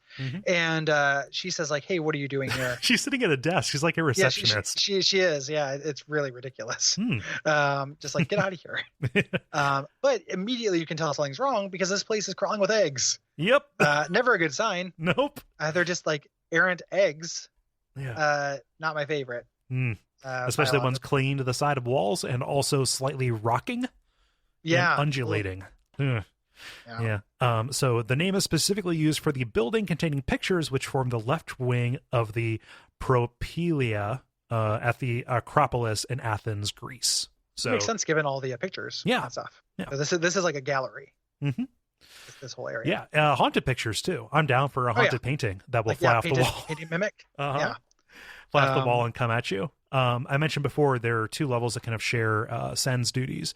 This is one. As well, kind of with more of these timing based encounters and platforming stuff, and also enemies that will fly at you, up to and including these very large instant death swamp kind of guys. Yeah, tons of little mini Fritas. There like these little bird creatures that are around, and just kind of more platforming challenges. Is this where the skeletons get introduced, or are they just in the next area? I can't remember. Skeletons show up around here. Okay. They're pretty good skells. Yeah. And then there are a couple different kinds. There are caster scales and melee scales. The melee scales have big, gigantic, two-handed, like kind of butcher knife, Nice cleaver things, which are really cool. But other than that, you're just kind of exploring. There's a weird little area you can get to where there's a couple that's hiding out. Yeah. Did you find that? It's kind of crazy. It's a little bit like a Frank. I was going to say a similar scene in Lone Survivor. Yeah, it's like that. Yeah, nothing you can do. Like they just say, like, hey, if you want to hang out here, you can, but like you can't compel them to leave. Or you have to get there as a cat.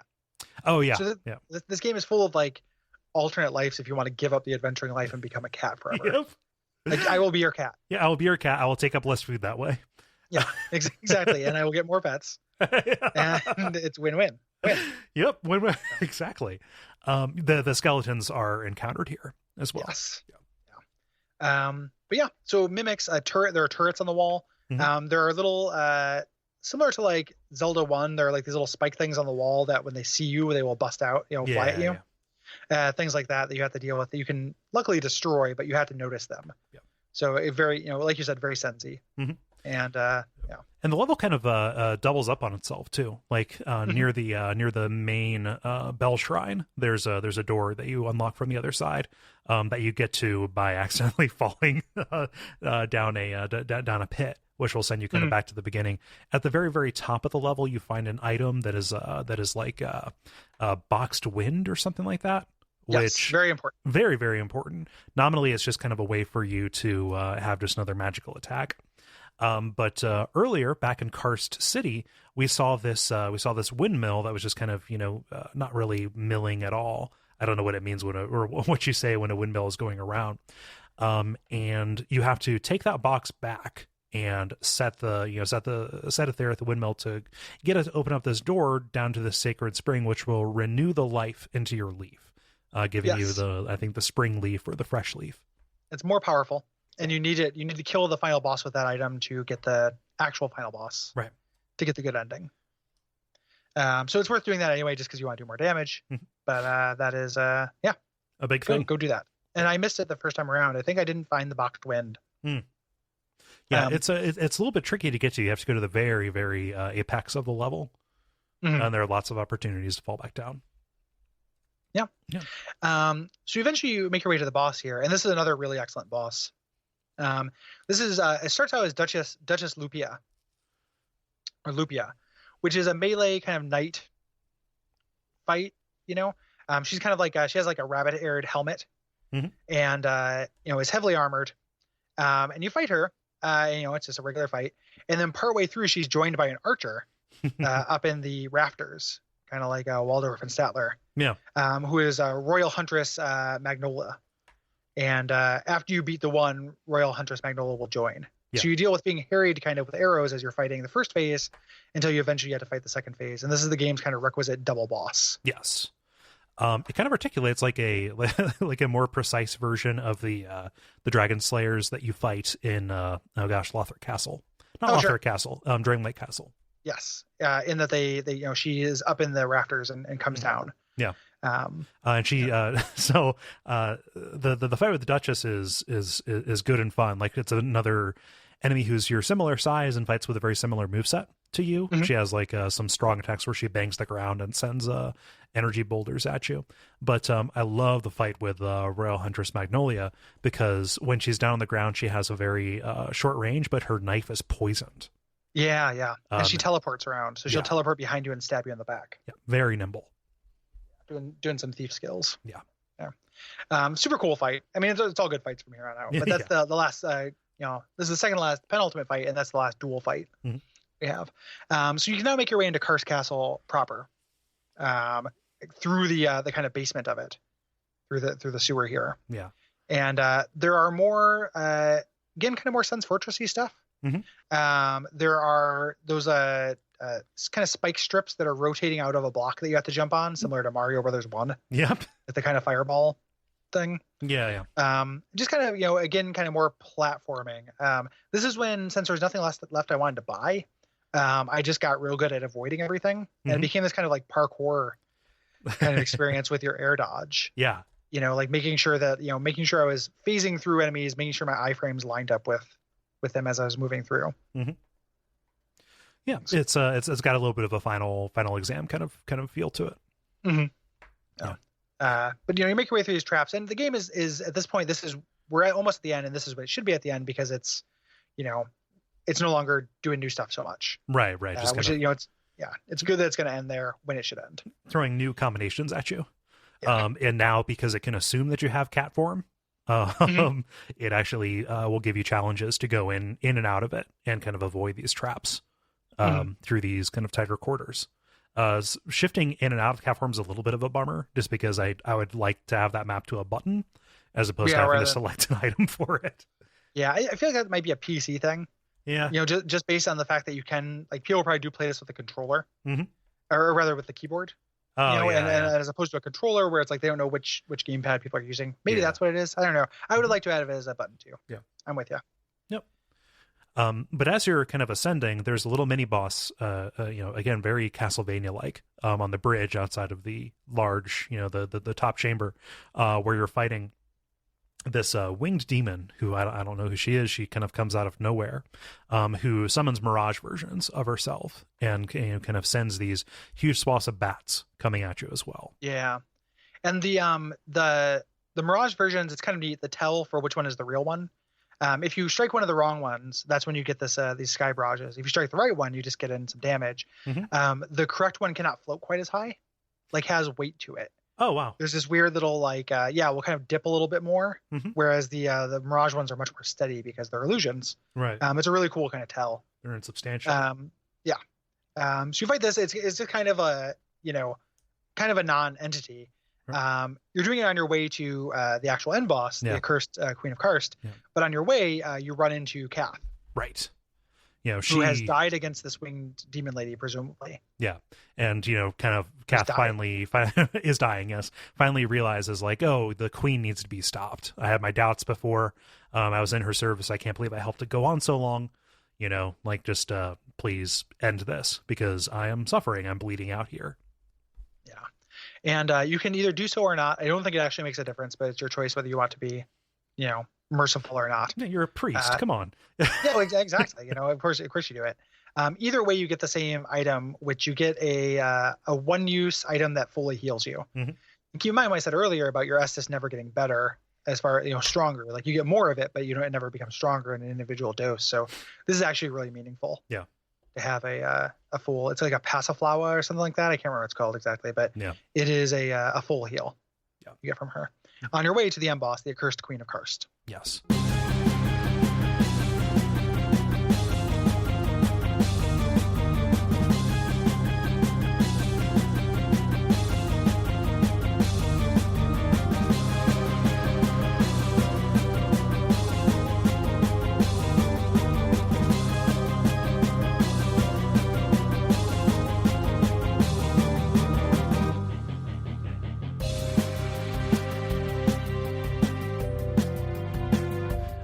And so the Accursed Queen of Karst, she has become kind of like a lot of her subjects, insubstantial.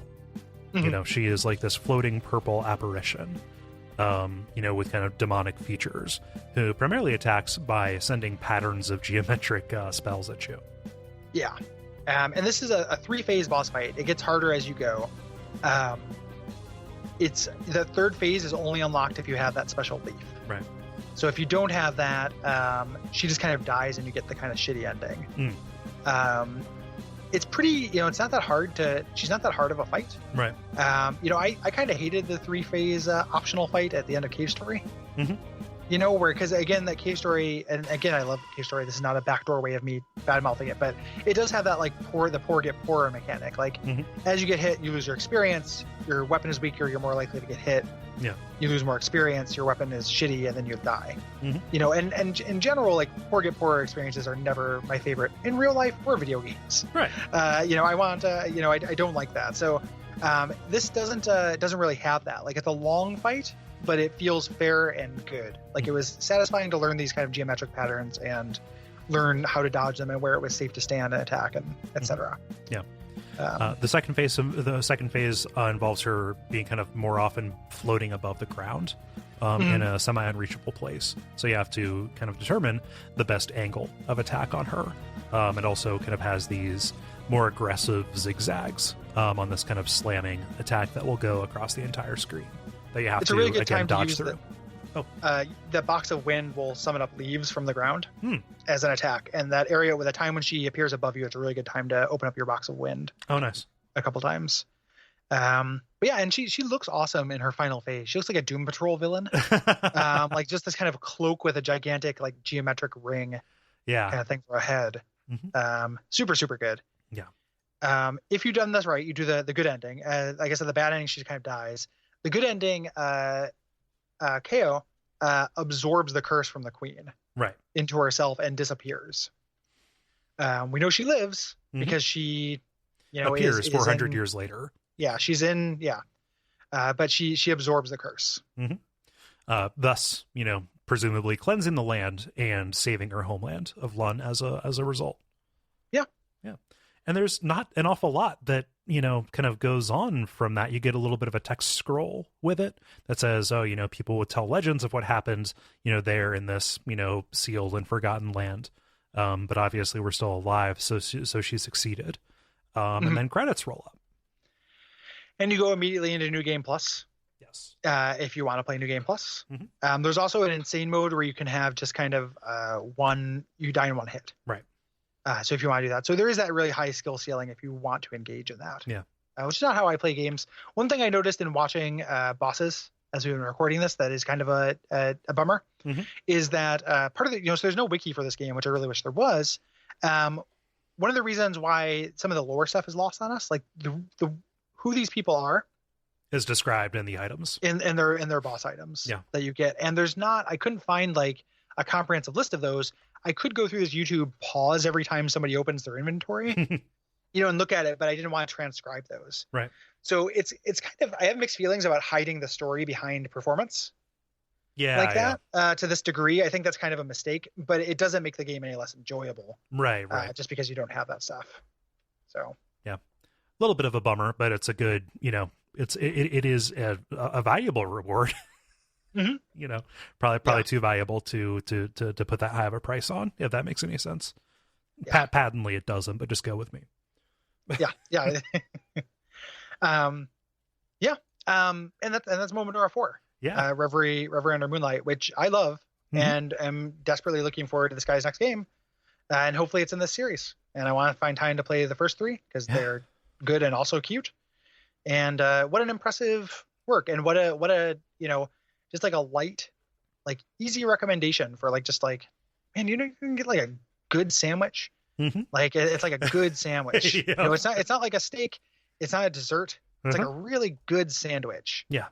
Yeah, I agree. I am so happy to know about this game and this series by extent. I'm going to be very curious about whatever this team does in the future. It is amazing that they can apparently, get enough funding and support to make something like this. I don't know what their working life is like.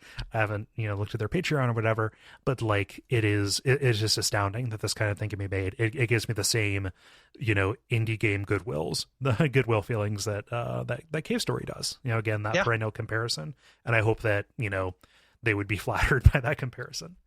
I hope so too. And the reaction to this game has been universally positive, right? Like I haven't talked to anybody who's played it who doesn't like it. And I've never, the reviews are, the Steam overwhelmingly positive, whatever that means. Yeah. It's just like not enough people played it. Right. And if we can change that a little bit, I hope we do. Yeah. So if you are listening to this and you haven't checked this out, like it will be on sale for no money. It's not that expensive as it is. It's worth it at full price, and I would say get it at full price to support these people. Absolutely, if you can. This obviously. Is my, this is my favorite Souls-like. Yeah. Like out of games that are explicitly this, and keep in mind, like I haven't played Let It Die yet. I haven't played Hyper Light Drifter seriously. Right. But out of the games I have played, this is my favorite. Yeah. So far. This is kind of there with Shovel Knight for me. Yeah, and Shovel Knight, if I like Shovel Knight more than this. Yeah. Shovel Knight, this has more in common with Souls than Shovel Knight, though. Yeah. So this is more of a Souls-like. Shovel Knight has Estus and death, collecting your souls. But Shovel Knight is better than this. This is astounding, though, and I love this game. It's one of my favorite games to come out. Yeah.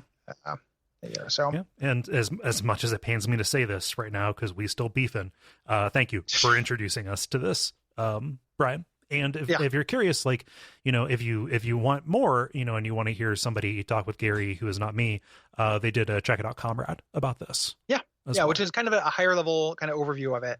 But I'm glad, like similar to Shovel Knight, I'm glad we got a chance to do this kind of in-depth, beat by beat kind of part of it. And, I talked all kinds of sugar about Momodora during the Comrade End of Year specials. I don't remember if that's actually was it, but if not, it is one of my... It was probably my best of the year, that inside of things we did on Comrade. Yeah.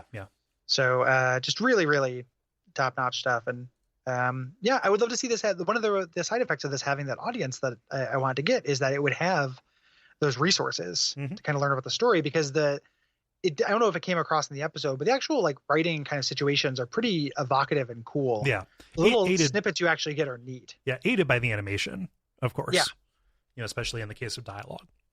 There's quality to that, like kind of coming in on partner Fennel and having her like with her back turned to you, like in the moonlight. Yeah. This abandoned church. Like it looks very like, it expresses an emotional truth without actually having literal words. Yeah. To it, that I know that meaning of. Yeah, and just because we didn't go into that, it really is just because of A, those gates, and B, the scarcity of the information that's available about it outside of like the forums and things like that. It doesn't mean it's not good or noteworthy or worth going after. In fact, if knowing that it's there makes me curious to go and learn more about it. Yeah, absolutely. So thanks, Brian. Thanks, everybody, for sticking with us with this first episode of the off season. Yeah. It is going to be a good, fun time. So hopefully you continue. And this is a good, if you like this, if you just like, I try to cross pollinate during these off seasons.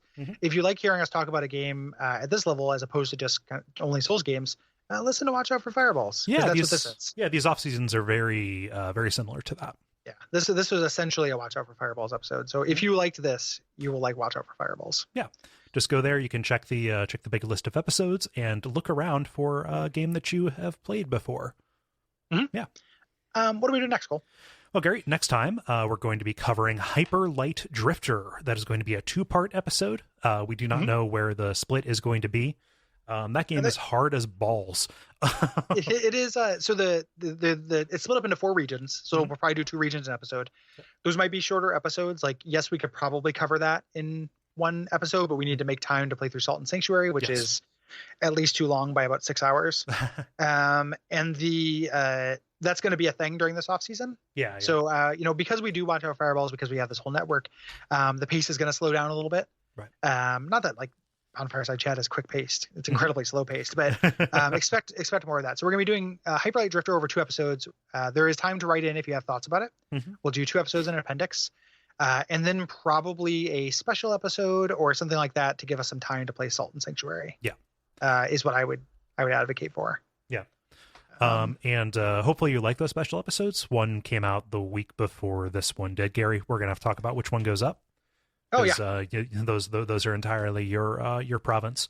The order does not matter to me too much. Okay. I've been sitting on for a little while. So whatever one you feel good about. Okay. I'm down for. Yeah. Yeah. One thing about Hyper Light Drifter, when you played it and it was hard, did you play the most recent kind of build of it or whatever? Yeah, I downloaded it like on Christmas. Okay. Because it was, when I played it first came out, I was kind of sour on it and put it off because the original version was harder than it is now. So it was, I guess it has an easy mode that Josh Garrity, friend of the show and friend, is like, this is what the normal mode should have been. Oh. Well. So part of me, since I found the normal mode of the version I played, like, kind of BS. I am thinking about playing through on easy mode. I just have to decide if I can handle having my gamer crud besmirched on the internet. Yeah. Well, let's leave it uncertain, I suppose, for right now. I need to look and see if there's any content that changes, because if it's a situation like this one that you don't get the real final boss if you're on easy, people are going to know that we're bustas. Yeah, I don't want to be known as a bust or a scrub, but I would like to enjoy my time with the game too. Yeah. So I think I fully expect to like it. This is not me bad-mouthing it. The initial build had this like real weird thing, and I'm sure we'll talk about it. But when I first played it, if you died to a room, you started at the beginning of that room, but your Estus didn't refill. So again, poor get poorer. Like, I don't like mechanics where it's like once you fail, you are more likely to fail in the future. Yeah. I think that's a really bad philosophy, and that's what my first run at that game, that was what I took away from it. Yeah. So I think they got rid of that. I think that on death now, Estus refills. Yeah. But it's a similarly beautiful game. You know. It's gorgeous. Yeah.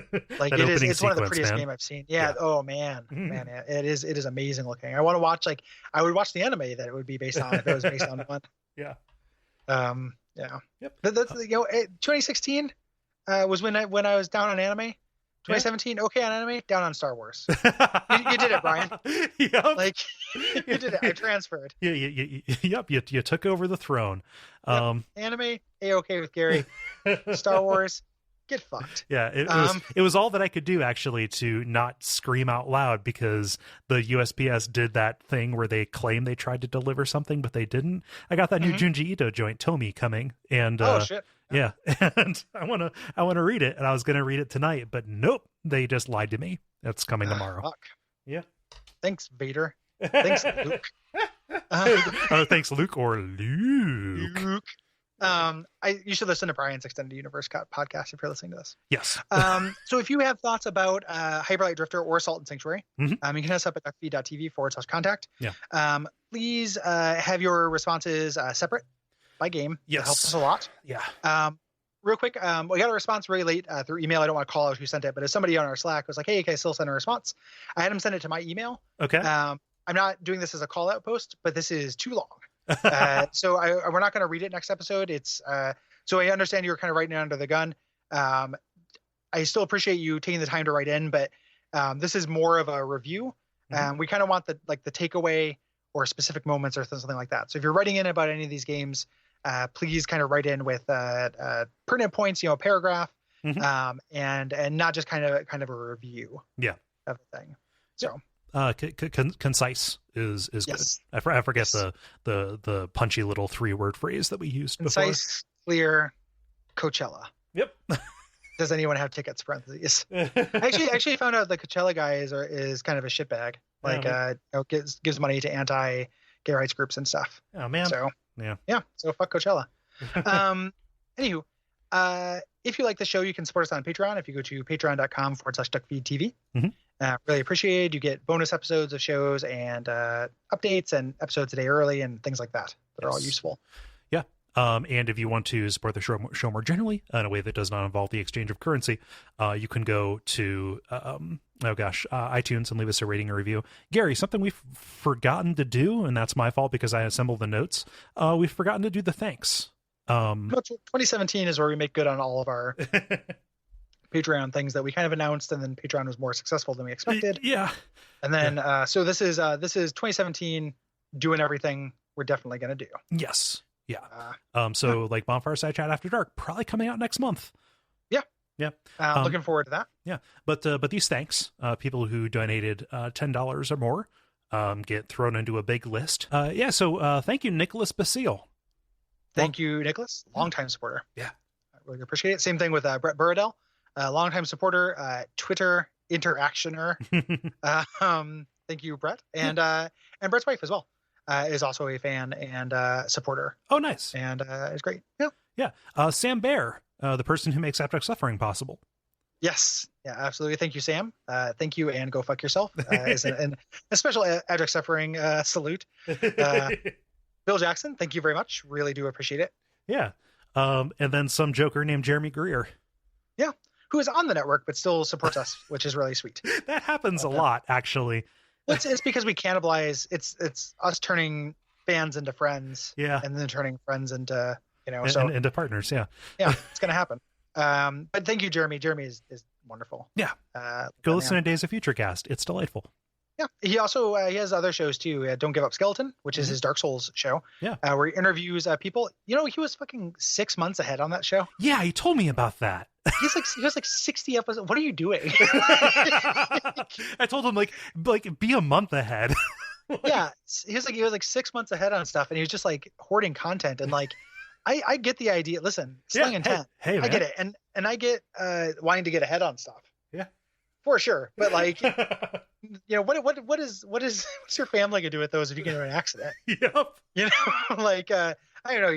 It's too much, but he's clearing it out, which is good. But 6 months. He also, if you're a Dark Souls fan and you have a story to tell, I know he solicits people for the show. Mm-hmm.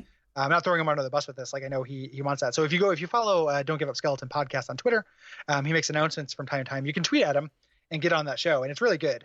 Yeah. Like, it is just him kind of people talking about their takes on Souls, and it is a cool spot in the ecosystem of Souls content and podcasts that like has not been filled. Right. So very, very cool. Yeah. Yeah. Awesome. So thanks everybody for listening. Until next time, what should they do, Cole? Just give anime a chance.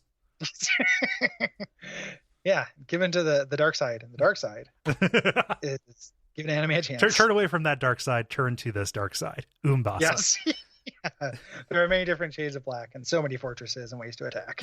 Umbasa.